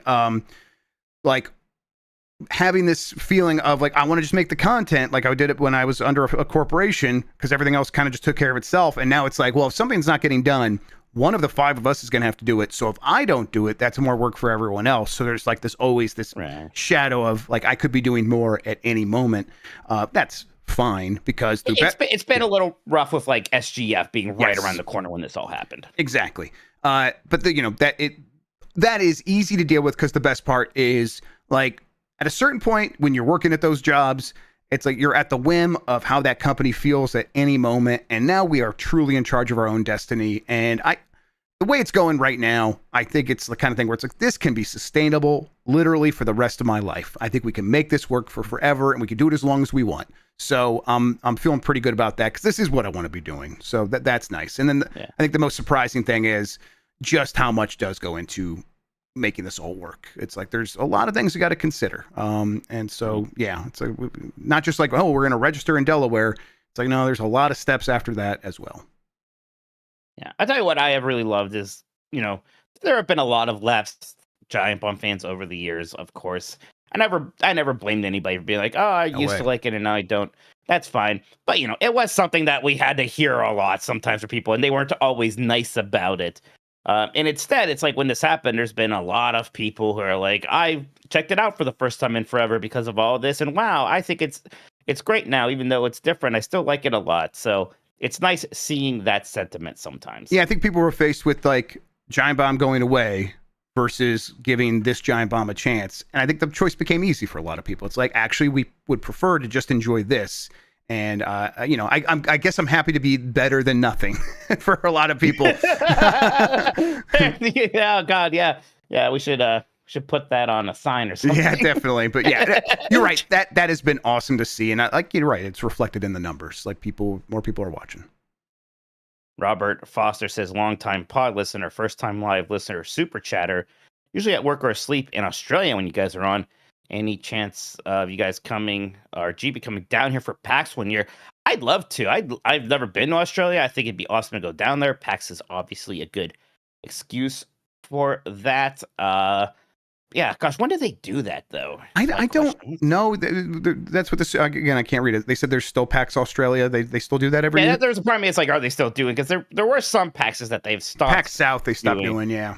Okay, so they're doing PAX Australia at the end of August. When's PAX West thing? Because isn't it kind It's of apparently Labor Day. It's October. So PAX. Okay, so like PAX. This can't be right. Let me look. Marino says it's in October. Okay, so yeah, Australia. that was a Google mistake. So PAX West is end of August, and then PAX Australia is October. Yeah. So I mean, nothing even close to a promise here for this year or anything like that. But I would love to. I'd love to do it at some point. Maybe there's a time where we don't maybe go to the other PAXs and we work it out with them, because even when we were at a corporation, like flying out to something like a PAX was always difficult to justify the company paying for. So it was kind of thing. It's like, hey, PAX wants us there. Maybe they can help us out, and they have recently. Maybe there's a year where we could go all the way to Australia and do that instead. That would be cool. Yeah, and then, it's hard because if we're at one of these things, then we're not necessarily making the normal content, right? Yep, and it's always challenging. It can be challenging, but it's always fun, and I always like that. And again, I don't know if I've ever traveled to the Southern Hemisphere. Yeah, I'm thinking. Where's Singapore? I think Singapore might barely be in the Southern Hemisphere. It's definitely on the equator. It's hot as balls there. There you go. All right, next one. Sorry, I gotta open up this window again. Next one is from JD Camp, who says, merch idea, Mama Minotti pizzelles on the GB store. Yeah, I don't know about how selling foodstuffs work. Also, my mama is not Minotti anymore, so and her last name isn't particularly Italian. So the branding might need a little workshopping there. But boy, I like pizzelles quite a lot. Yeah, those are good. I'll look into it. Flim Flam, Mandrew says, I walked out of Bluetooth range and the stream crashes. Coincidence? I hope so. I can't always be here. I think you're fine, Flim Flam. But yeah, it was OBS crashing. The camera stopped and everything. I replaced the CPU in this computer, and OBS is still crashing, so maybe it's something else. If I say Australia, what are name 3 movies? Go. Okay. The Oz. The Great and Powerful. No, what's the one? It's just Australia. That's the one of them. And then they're all going to be variations on that from the same people. Mad Max. Okay, so it's not a variation of the same thing. And then Mad Max 2. That's what I got for you. All right. I was wondering how weird it is for me that I go to Finding Nemo pretty quickly. Is why I asked. Oh, sure. Yeah, that is weird. I think a lot of people forget about the Australianness. Right. Yeah, they're going to Sydney. Yeah. Right. Oh, Rescuers down under. Australian fish. Nobody said Kangaroo Jack. I'm so sad. Oh, Kangaroo Jack. Sure. Yeah.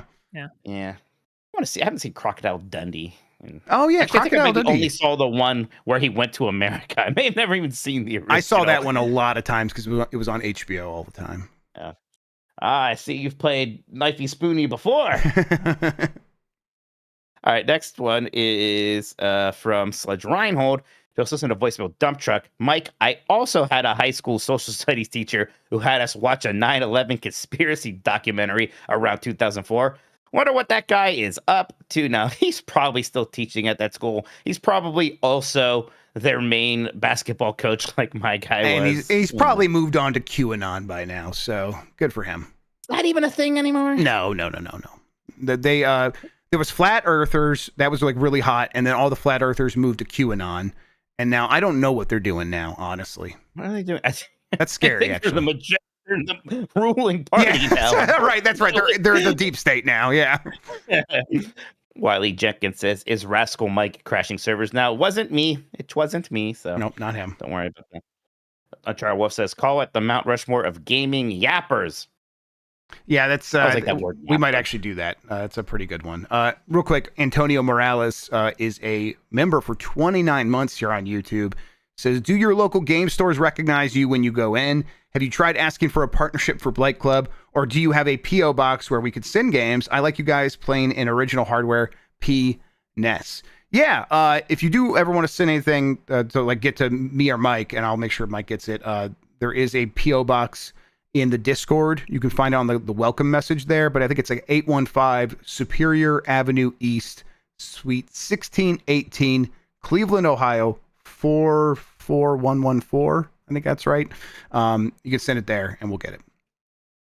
I've never been recognized one in local stores, and look, it's kind of pathetic because like sometimes like, I'm not saying that they should recognize me, but sometimes I will be a little bit like, I'm in here a lot like, actually,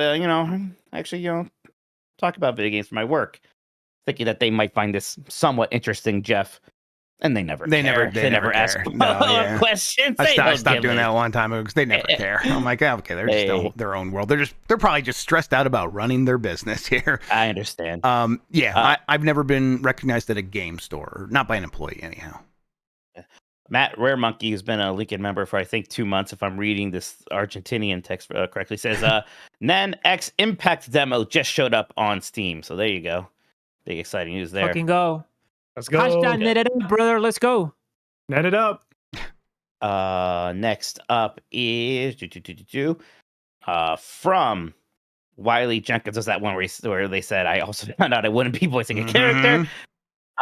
Will Davis says, where could I suggest a Blight Club game? I mean, there's no official channel. You just do it here, wherever. I will say it's like kind of one. Not that we're not taking suggestions, but it's like one of those things where when you get a dog and people are like, I have a great name for the dog. It almost doesn't matter how good their name is. You want to name the dog. Yep, we definitely want to. We kind of. It's like I definitely think we have a lot of ideas of our own right now. We think we have one for Dan. Yeah, like a big part of it is like we are the other two getting to inflict something on the other one, so we want to feel ownership over that. That's all it is. Yeah, I bet there's a time where we might need more suggestions, but at least right now, you suggest and it has. Yeah, throw it out there. Hope before we'll add it to the list. Yeah. Let's see. Next up is from Edgar Marino. Can Sean talk about Combo Breaker if he can? Sean, can you talk about Combo Breaker? I sure can. The short version is that it was very fun. It was probably the best one I've been to since the first one I went to in 2019, I would say. And that one was a legendary tournament in general. A lot of fun things happened there. But me and my friends budgeted our time well, so we got to do pretty much everything we wanted to. Oh, good. We spent a bunch of time in the arcade this time because it was even bigger and better. They had some awesome stuff there. They had like all the music games that have been the past few Games Done Quicks there. So I got to try the one where like you have your hands in the air playing notes and stuff like that. Yeah. They had all different DDRs. Mike, I think Steph sent one of those over to you on Blue Sky, the Mickey Mouse one. They had. Yeah. They had a functioning like shooting gallery game that Namco did in the 80s. The arcade was absolutely fantastic this time.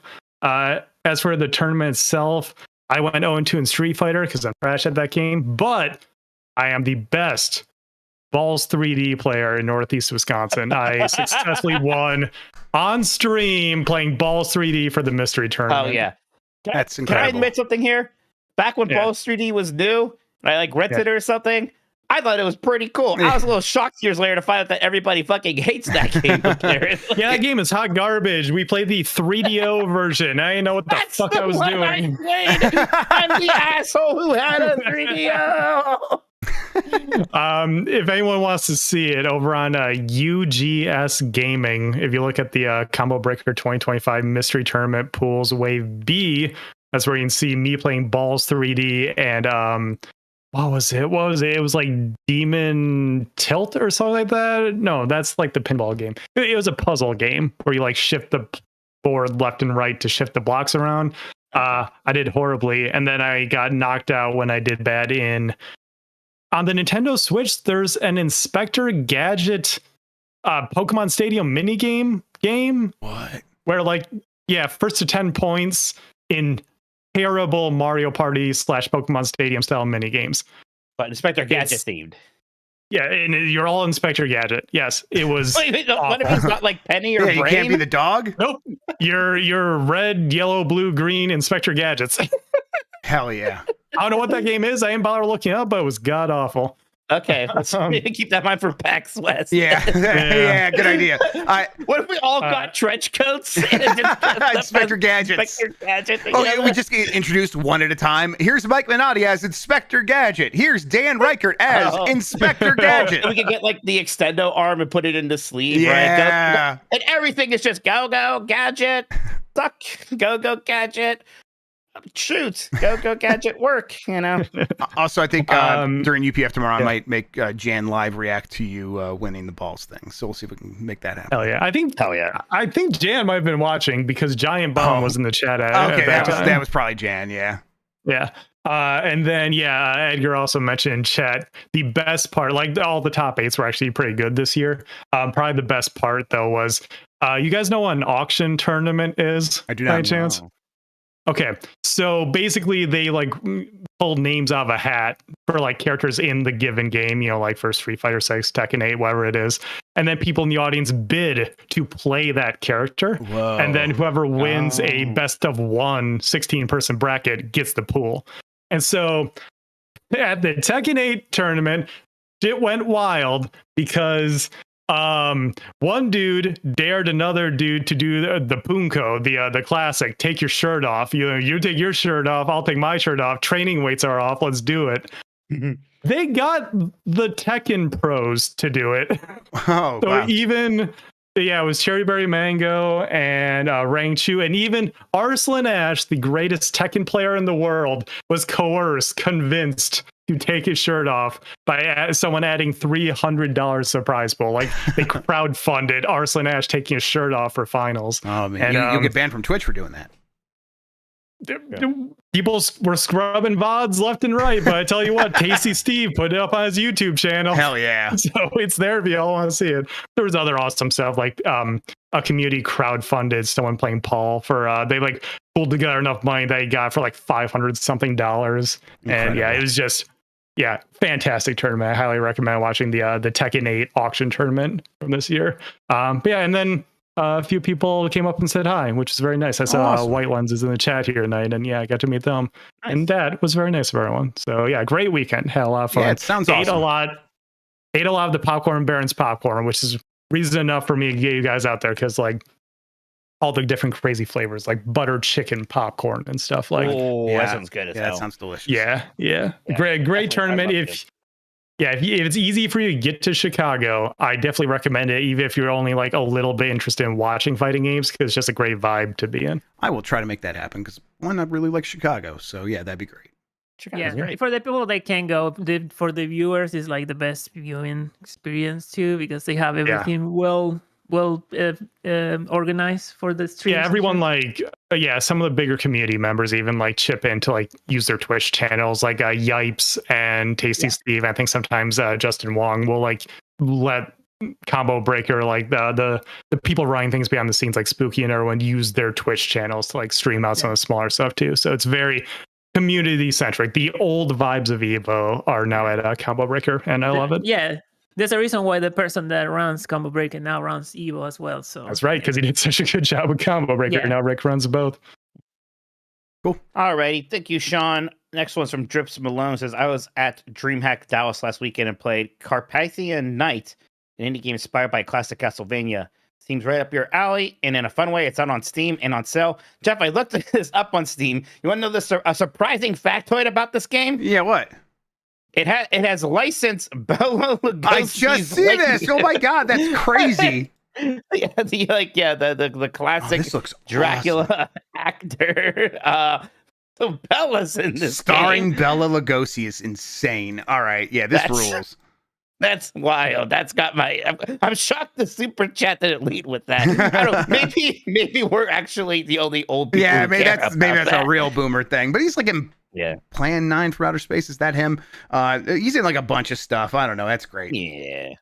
I was gonna say like, oh, there's so many games inspired by classic Castlevania, and we already have Curse of the Moon, blah blah blah. Now I looked at this, I'm like, oh hell yeah, they got Bella. Yeah, I have to check it out. There was another game recently inspired by Castlevania. It could be this one, but I don't think it is.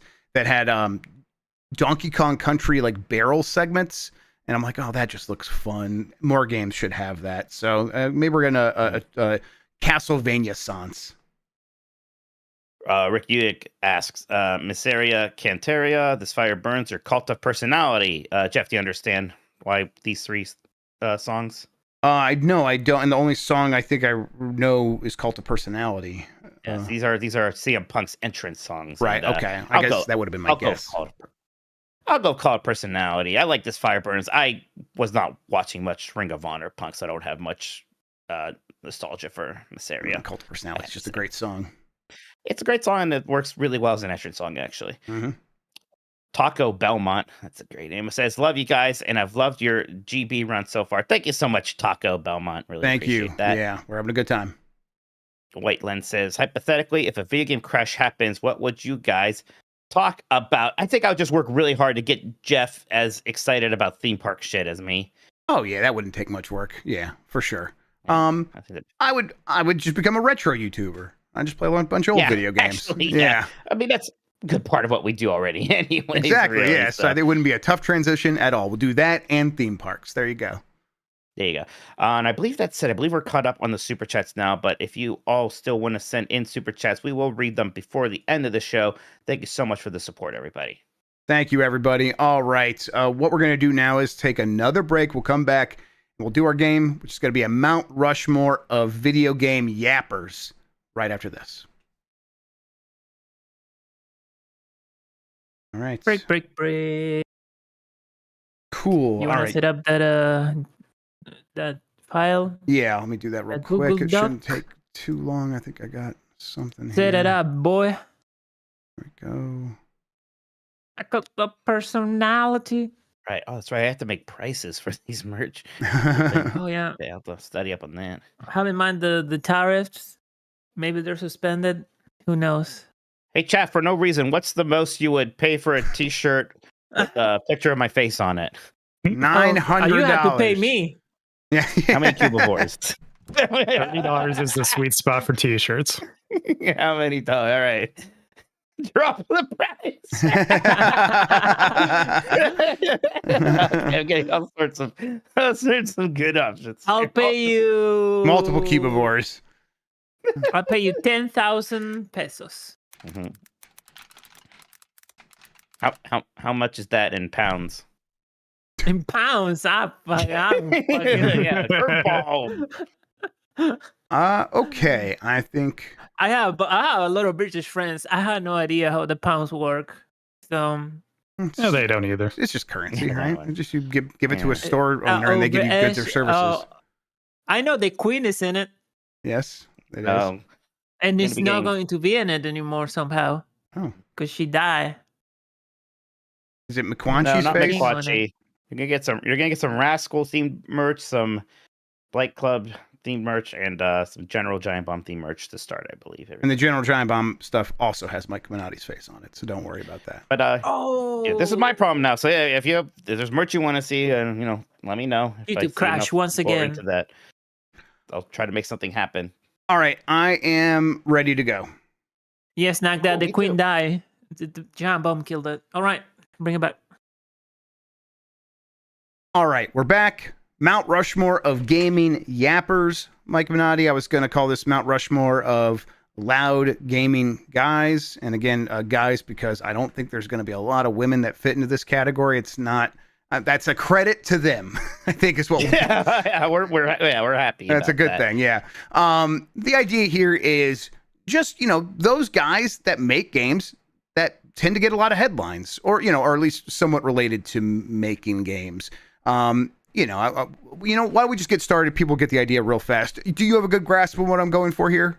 I get it. I think you told me if I'm off base when I start suggesting, but Okay. Yeah. Well, I'll go for the first one right now. And I think, because it's a Mount Rushmore, I don't think it has to be someone who's like super actively yapping right now, but historically known as a yapper. I'll go with Cliff Bleszinski. oh my gosh, he yapped at me. He told me to go eat a dick. He did yap at you. He did tell you to go eat a dick. That's right. Yeah. let's see here.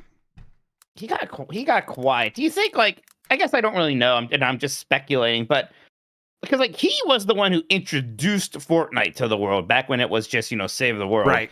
And then he left before Fortnite made $1 zillion, and I'm sure Cliff VB did very well for himself.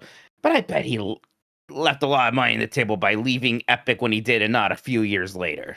Yeah, he probably did for sure. Although, there's a chance he still has a lot of stock in Epic, right? I guess you're right. So maybe he's just fine on that Maybe he was front. just fine. He produces Tony Award winning Broadway plays now and things like that, and does stand-up comedy. So still yapping. Just he does stand-up comedy. He did stand-up comedy like in the last couple of weeks, apparently. So yeah. All right, Mike, what do you got? I'm gonna go with Tommy Tallarico. Interesting. My buddy, apparently. Yeah, he won't block me. You're his favorite. There's no way he could ever block you. You think there's a chance he specifically like went to block everybody and saw my name and said no? I think I might have met him at one of our Games Beat events because he definitely was a speaker at one of them. I don't remember meeting him. Maybe I did. Maybe I was nice to him and he remembered that.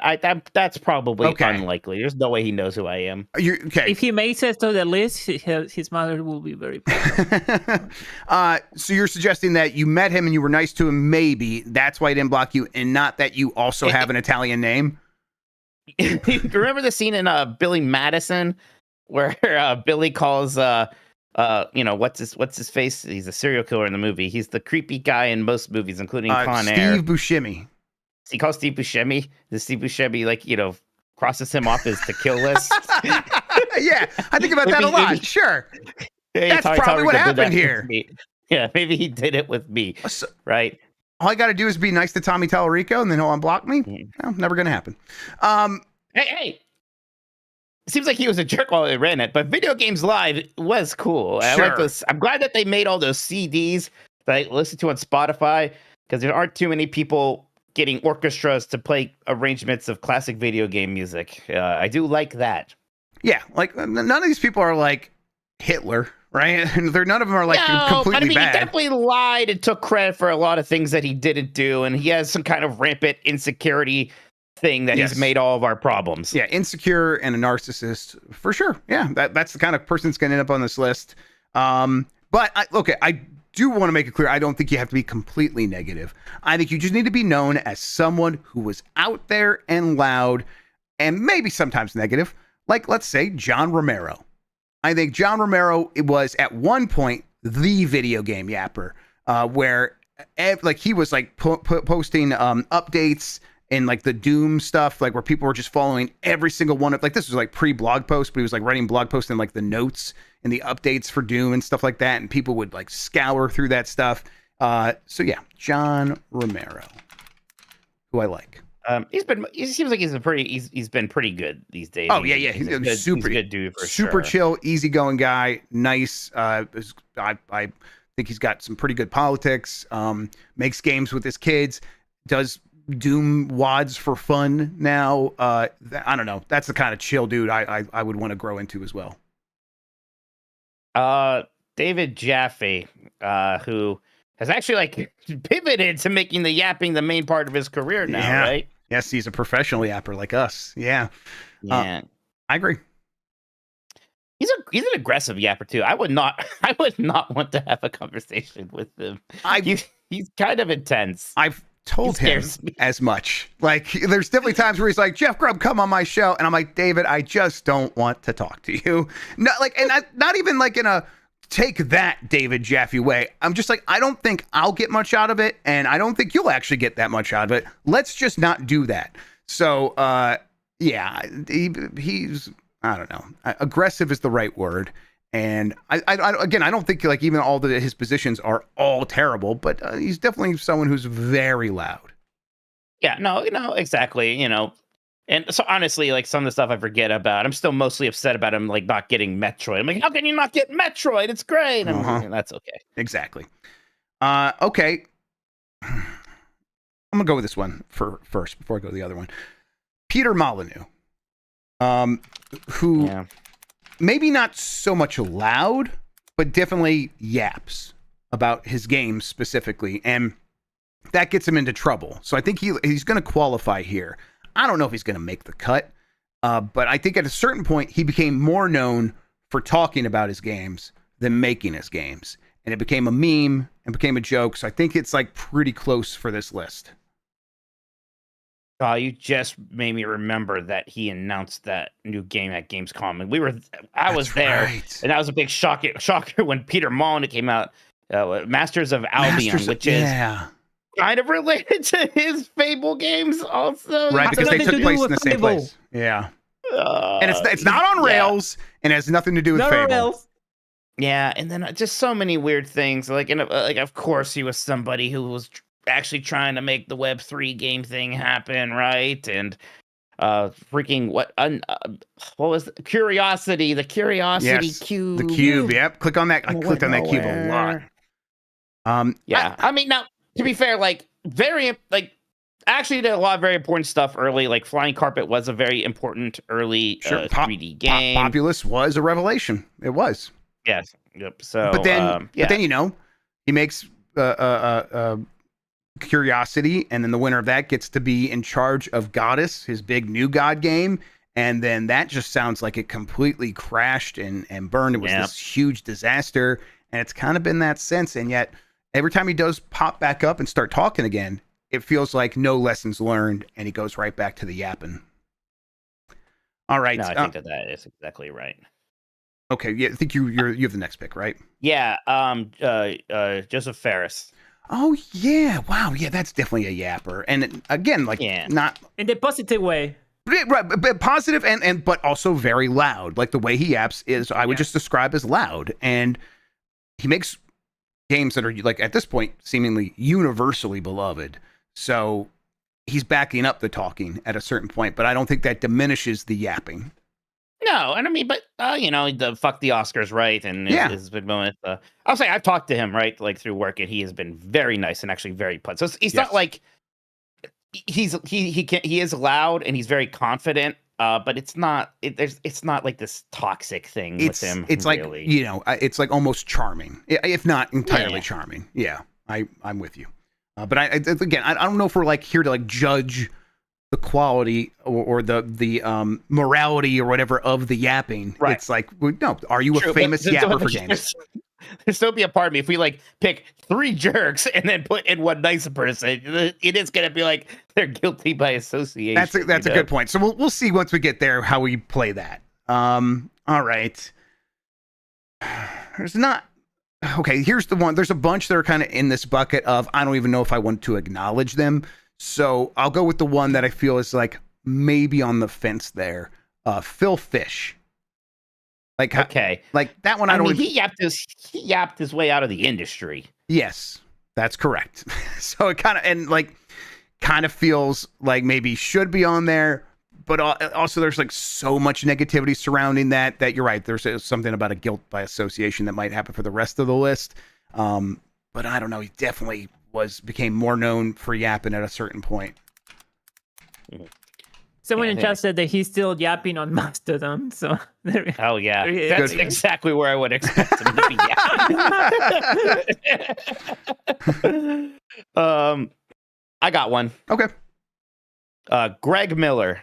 Oh, that's good. Get his ass. Oh yes. He just is yapping constantly and just very loud too. In your in your face. Yes. Very, very, very loud person. I think he plays it all off as like a joke, but I think he just actually has a lot of anger inside of him, Jeff. Rage-filled person, for sure. Yes. Hateful. Yes, just must be a dark home to live in, I would assume. I feel bad for his family. Yes. Absolutely. Like it's even like, again, toxic positivity. Like, oh, I really like Starfield. I'm going to make that everybody's problem. But then you bring up Steam and he attacks you physically with violence.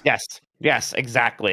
He's going to be the last person clutching onto his PlayStation 7 when it makes up 1% of the market share because everybody else is just on PC or Switch 4 crying and yelling, shriveled up into a pitiful sack of human garbage. That's right. All right. Who do you pick? Randy Pitchford.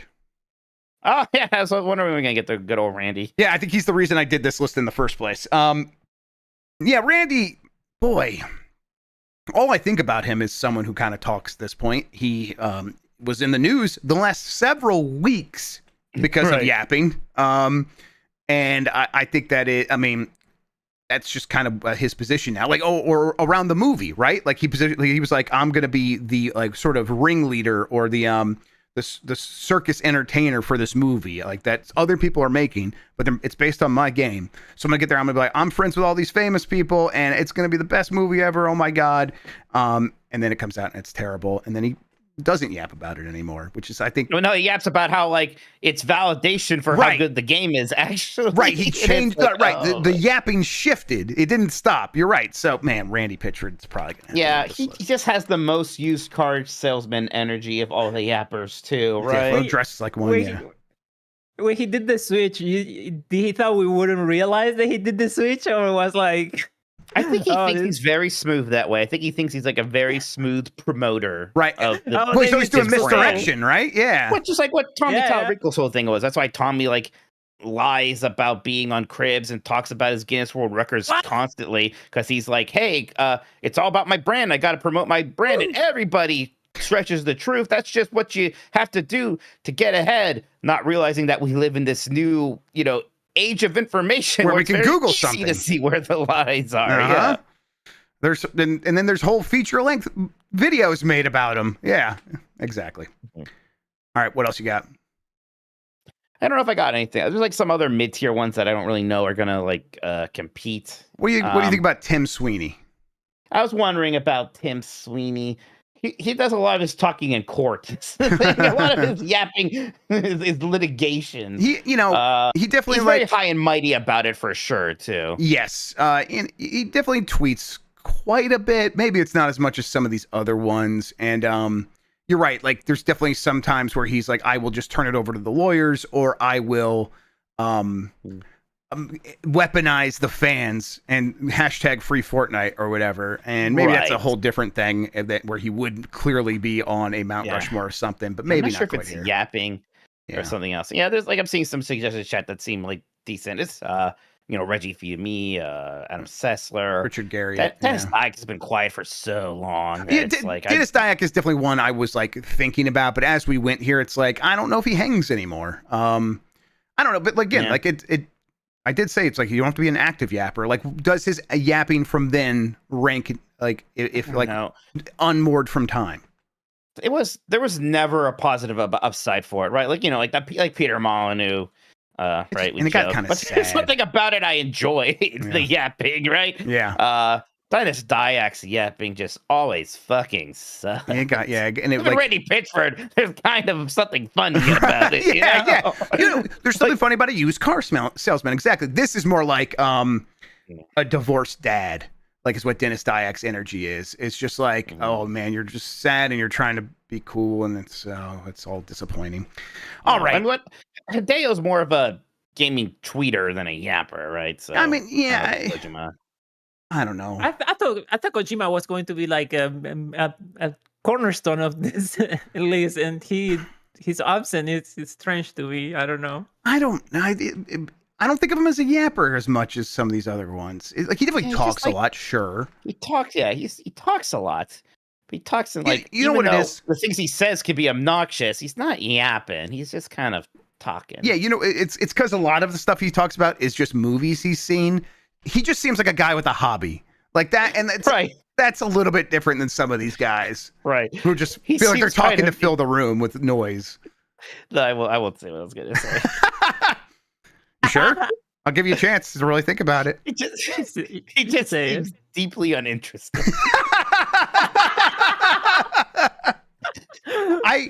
He's going to be in LA next week. If there's a way I can just get him to go up to you, I'm going to do that and film it. Let's do it. I can't wait. The Mount Rushmore Gaming Yappers shortlist is as such. Cliff Bleszinski. What about Kamiya? Wait a second. A lot of people in chat are asking about Kamiya. Kamiya's not bad, but that's not bad. He yaps back, right? He's a clapbacker. He's kind of a clapbacker. We'll get clapbackers someday, everybody. Cliff Bleszinski, Tommy Tallarico, John Romero, David Jaffe, Peter Molyneux, Joseph Ferris, Phil Fish, Greg Miller, and Randy Pitchford. What are you thinking, Mike? I think Randy's a lock. Yes, Randy's a lock. All right. I don't want to do Jaffe because I'm terrified of him like noticing and then like calling us out in his podcast. That'll give me a lot of social anxiety. That's right, and I think we are allowed to ethically be cowards. This is our show. We're allowed to do. I don't give a shit. There are no rules. That I love that, Mike. You're right. Let's not do that. Yeah. I think Tyler Rico's another one. Yeah, I think so too. Chad, stop saying Dan Riker, okay? We're not gonna put that on the list. Yeah, maybe this will get me blocked finally. Dan Reichert's a carnival barker, a little different. Yeah, that's a Barker. Okay. That's gaming Barker, so that's completely different. Yeah, he's not. Yeah, George Washington on the Carney Mount Rushmore for sure. Okay, so we're not doing David Jaffe. I think Peter Molyneux. yeah, I could put Molyneux on there. What else are you thinking then?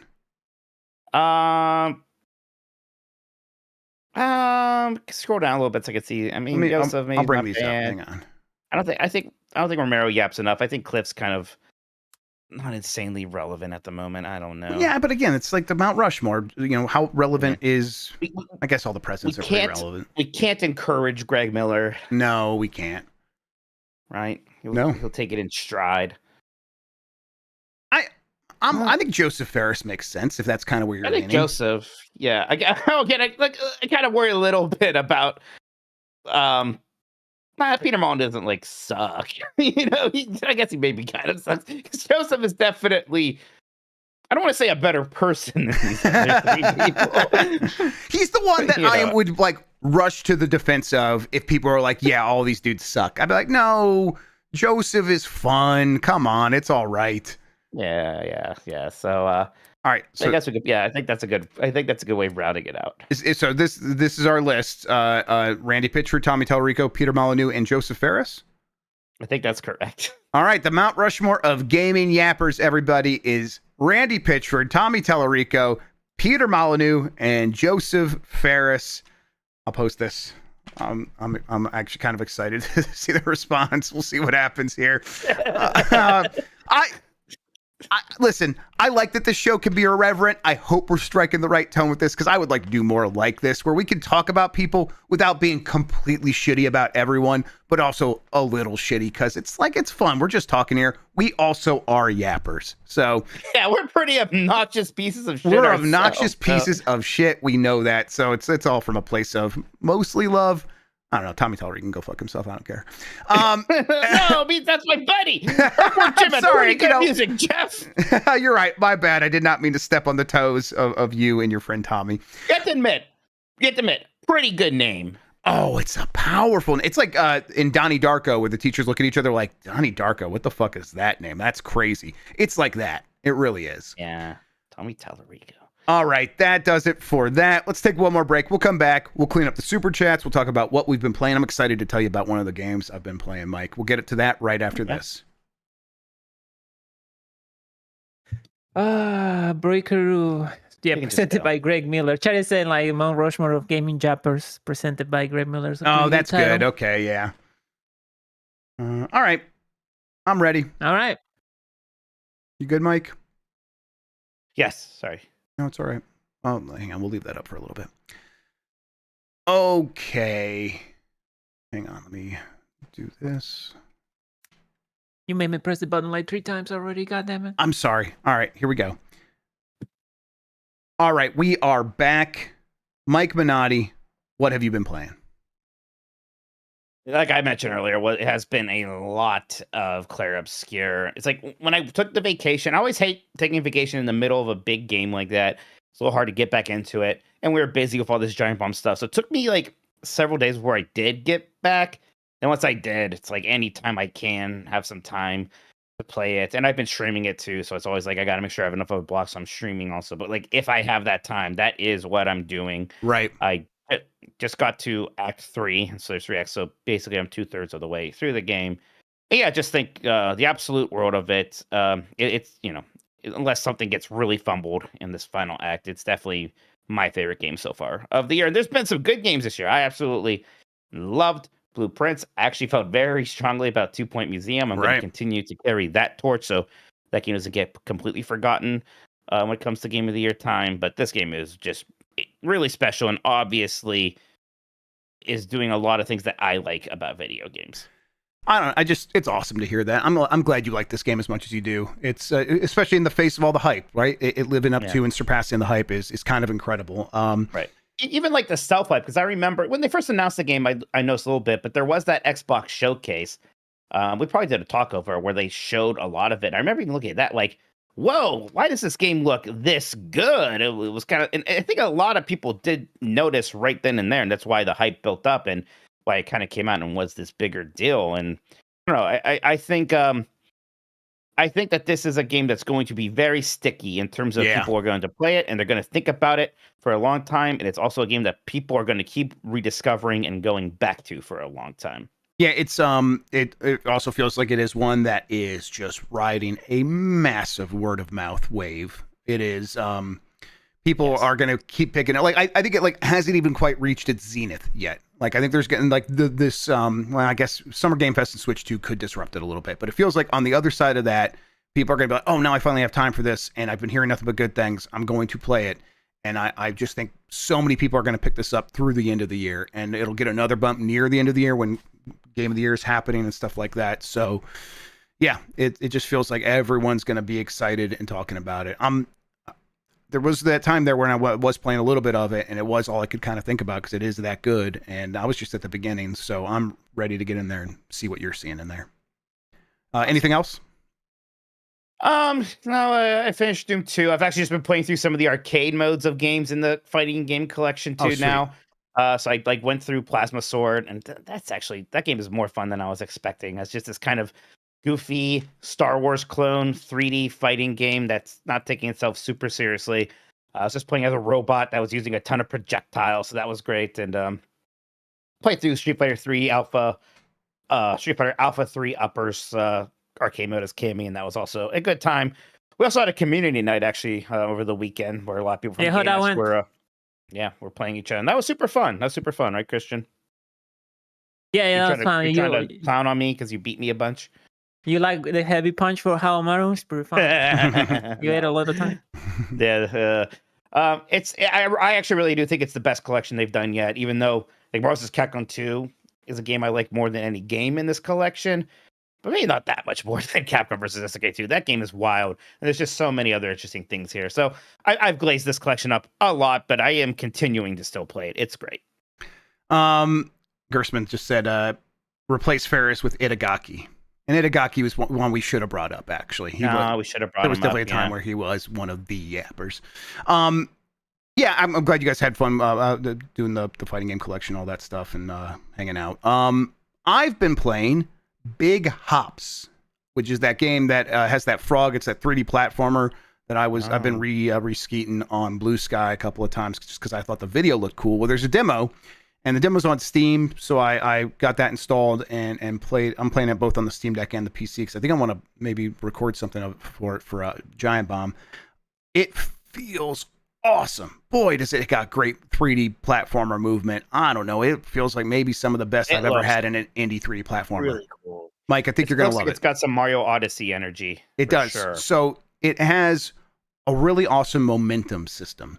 So you're a frog. You can use your tongue to sort of hang on stuff. And then, as you're hanging on stuff, you can swing around and get momentum. And if you fly off at the tangent, so that you're going like straight into the ground, basically like kind of like parallel to the ground, you'll just carry all that momentum forward and you'll be running as fast as you possibly can. And then if you kind of take that into a jump and then do a dive and then you hit the ground and do a jump immediately, you'll carry the momentum forward even more. And it just feels perfect. There's wall running. That feels great. Oh, I love wall running. I do too. And it's like, it looks good. And it's not like, a cheat. It's not super skill based either, but it's like leans towards like a skill instead of just being like, oh, like, don't worry, you're never going to fall or get punished here. It's like, no, you got to be able to like know when you could pull off wall running. And I think it feels fantastic. I don't know. It just really hits. Now, you got the movement right, which not a lot of actual indie 3D platformers pull off. So you've won a huge part of the battle here for me as someone who like I consider myself a connoisseur of 3D platformers or whatever. It's one of my favorite genres, and I'm pretty harsh on a lot of indie games that try to match the energy of the bigger ones. what are you doing in the game? Like what are the questions? It's like there's been some like puzzles and stuff, and I think it's pretty fun. I think what it's doing that is going to help it is for all of these things it has you doing, it is about using the movement to do fun stuff. And I like as long as it sticks to that, I think it's going to end up being pretty awesome. So the game's on Kickstarter now. I think he's getting pretty close to getting. It's like halfway towards its funding goal or whatever, and it's got a lot of days left. So I hope it hits it because apparently he said that the publishers dropped it, so that's why he's going to Kickstarter, and it's coming out later this year. It's going to be on Switch. Yeah, I think this is one that people should check out for sure. So big hops. Yeah, I think that's this looks really promising. You know, we've had some good indie 3D platforms for sure, but we haven't had like that Shovel Knight moment, like for that's kind right. of the 2D We have not. indie games in that style. You know what I mean? Where it's like, wow, Yes. this is like just as good and maybe better than a lot of the games it's inspired by. And it's going to happen. You know, it's a tall order. It's going to happen eventually, though. We're going to get one of those games, and I think it like Switch 2 being thing is going to help. Yes, Because like even something like a Hat in Time, which I don't think was there, but part of the problem is that just never ran very well on Switch 1, right? And that should hopefully not be as much a problem with the newer hardware. So I definitely want to try this out. I'm excited. I don't know if this is going to be that game. I don't know. It looks like it has a shot. I think in terms of feeling good to play, it is that game. Is it as fun throughout to do all the stuff in the game? Well, that remains to be seen, and I'm very excited about the possibility. At the very least, I think it's going to be good. Whether or not it like lives up to the best in the genre, which is a tall order, like you said, that should not be the measuring stick. But for me, sometimes it kind of is because I'm like, oh, I get in my head that these games are going to be the successor that I've been looking for, and they never really have done that. So maybe this one could at least be the closest, and that would be great. Other than that, I did start Nightreign yesterday, and I don't know. I think I do like being back in that world. I do like having the FromSoft like combat, like, you know, the dodging, the parrying, the weapon system is pretty cool, and the fact that it is a roguelite, so you're getting cool weapons with cool like one-time abilities that you would have to work a really long time to get otherwise, and they feel good giving it to you because you're probably going to lose it here pretty quickly. All that works really well for me, except for I don't want to need to be with two other people. It's such a big part of the problem, man. And it's because it's like, well, it's like you either better have a crew that you can play this game with a lot, or you better be really okay with playing with randos all the time. And I think a lot of people aren't going to have either of those things. It's a difficult ask. Especially, it's one thing with, freaking Apex Legends, right? There's just a lot more people who are going to be playing shooters, I think, even though Elden Ring was this giant hit. I don't know. I am just shocked they didn't make a better balanced single player mode, or at least a duos mode. It still drives me wild when it's like, they're like, we never even thought about doing a duos mode. Well, that's weird. Because it's the first thing I thought of when you announced this. Yeah, like, absolutely. You didn't think of it. And it's like, the fact that they do enable you to play single player, but they don't really super rebalance things. So just why not? From Software's so weird with this stuff because they just seem obsessed with multiplayer, and not even talking about like this game and the next game because you keep bringing that up, but like that Switch one is going to be a big question mark for FromSoft fans, like the recent FromSoft cult. Like they're going to ask themselves a lot of questions about how they feel about this. But in all their games, they have an emphasis on multiplayer and interactions between players, and I think most people do not think about the games that way. Now, sure, they think about the hint system or the messaging system and stuff like that. That's, of course, built in and ingrained. But actually, like teaming up with people or whatever, or even summoning people, it's like, oh, this is an arcane system. I'll try to figure it out for help. Yeah, what's that, Christian? Even back in the day with Demon's Souls and the whole like world tendency stuff they did with, that is multiplayer in some shape and form. So yeah, they were hella weird about multiplayer since ages ago. Yeah, and so I just like wonder what like the like motive is there, or like what the impetus is behind all of this, like what they're really trying to accomplish. But then because even like when Miyazaki talks about it, he's like, I don't even like playing multiplayer. I'm like, what the fuck what are you talking about? Then why do you keep doing this? But right. I mean, I like multiplayer games. I do, but it's I don't know. I just also like the option to play by myself. So I think this one's going to be tough. Multiplayer's fun, but especially when you're very busy, it's kind of can become another barrier in some way. So yeah, multiplayer only is just it's always sometimes a tough ask for me. But that's not all of it. Really, I think just I'm very curious what people are going to think. The reviews were like a 78 or 79, and I wonder if the actual sentiment from everyone's going to be around there. Did you see? I think I had talked to you before this. I thought I saw there was some kind of note from the publisher or something saying that the game may not run well on newer graphics cards. I hope that's right. I hope I'm not have not that seen out that. Let me real. Let me take a look at this. That'll be a problem if that's true. Yeah, so I don't know. There's a part of me that thinks that I think some people are really not going to like. I think some people are going to really like it. But I think some people are really going to be thrown off. And again, this thing is surprisingly inspired by Fortnite in a lot of ways that may not be a happy surprise for other people. Yeah, the number of times that you told me there was a circle that shrinks, and then the way that I was still shocked when it actually happened in the game. I was like, oh my God, it's Fortnite. Like, what the fuck? This is actually Fortnite. Why did I ignore Mike all those times? And it's like, yeah, no, it really is that game. It's I mean, at a certain point, every developer's got to have some curiosity about a game that can just make money forever and just print stuff. So I get it. But boy, it feels like a weird mashup in a lot of ways. So I still was having fun playing it though. So it's a really tough game for me to assess, and especially in the little I've played of it. But we're gonna play more tomorrow, so people should tune in for that, and we'll see from there. Other than that, not much time for anything else. I'm going to try to pick a game, probably going to be Clair Obscur, and really focus on that when I get back home. I'm looking forward to doing that.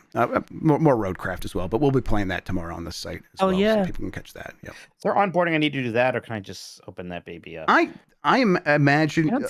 I think you should be able to just join my multiplayer game, but Christian, maybe we could test it out tonight. After we can test it out tonight. See how it goes. Cool. Okay. All right. I think that does it for what we've been playing. Mike Minotti, any more super chats? Yeah, a few more here from Just Rex says, lady who was in charge of the Ouya was a yapper, claimed their controller was unique for having a touchpad after the DualShock 4 was already out. Yeah,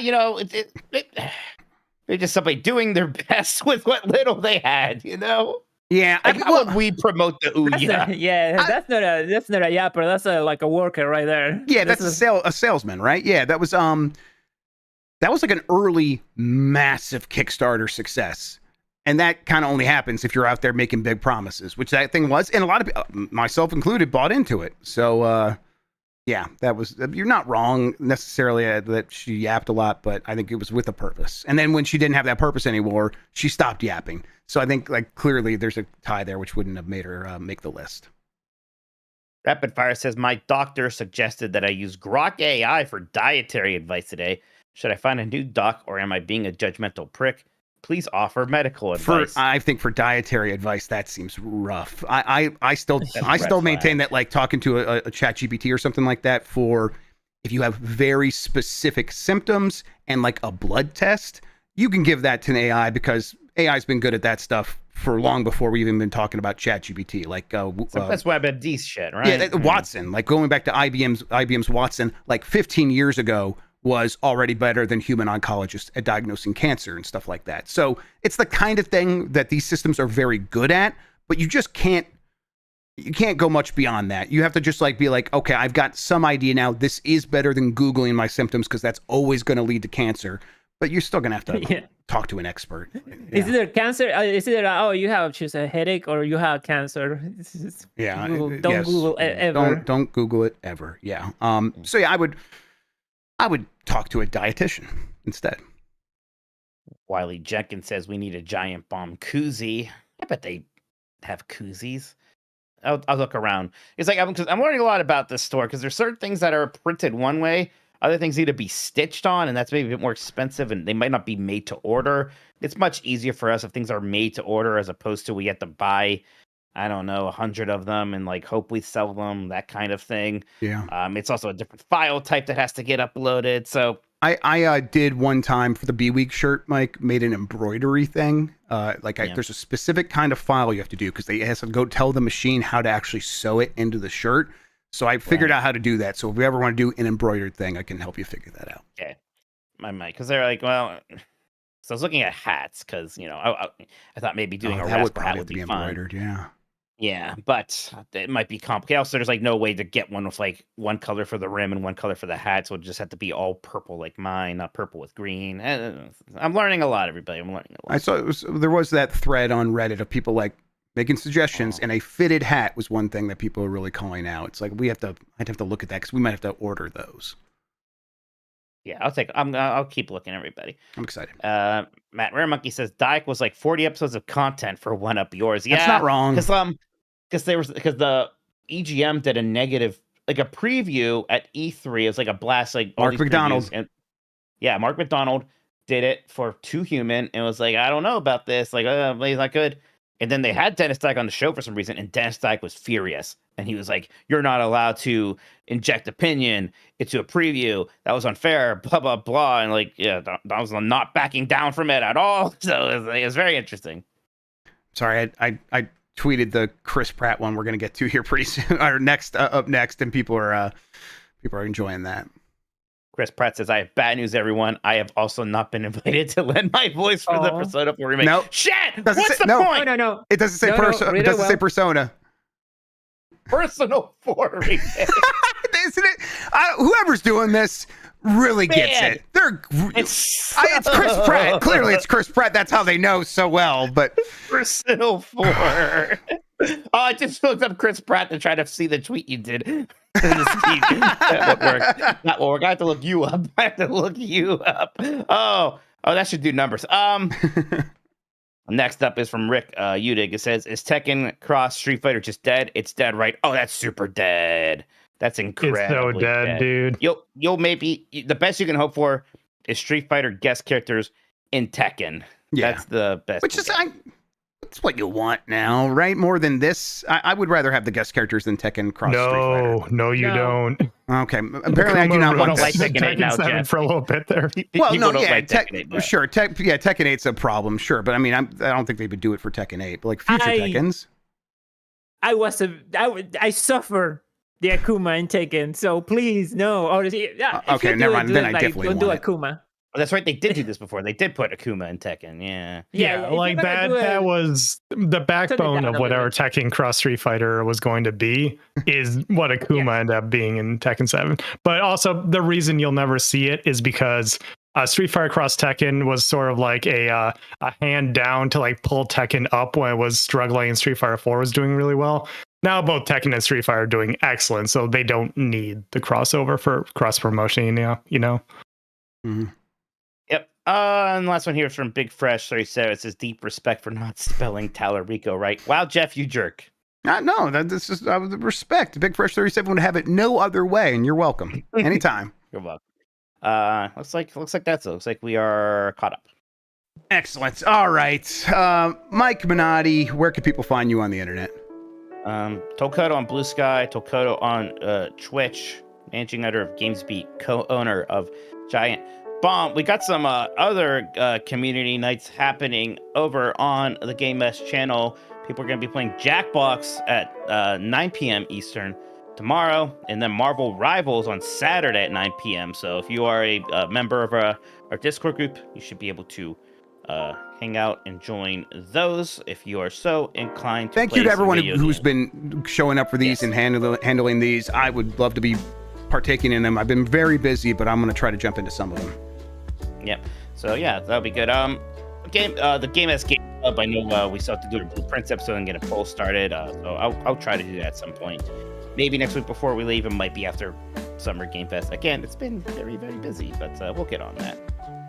All right, very good. RSS feed for the Patreon should be fixed. If there's any issue, please DM us, DM Jeb or me, and we'll take care of it. Yeah, I meant to say something on Nintendogs. That was like right when I was trying to figure it out. But if the Patreon feed got messed up for you, should be working entirely now.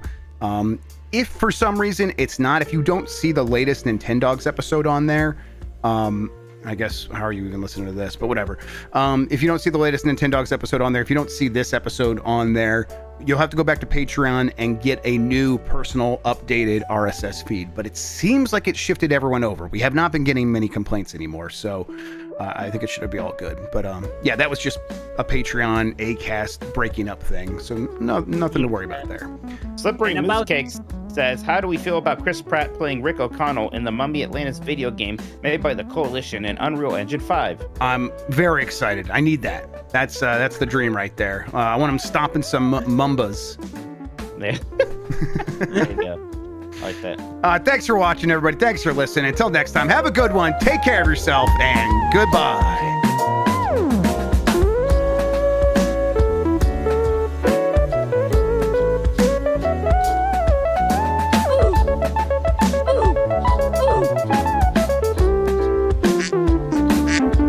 It's Donald Duck for real. What is this, Jeff?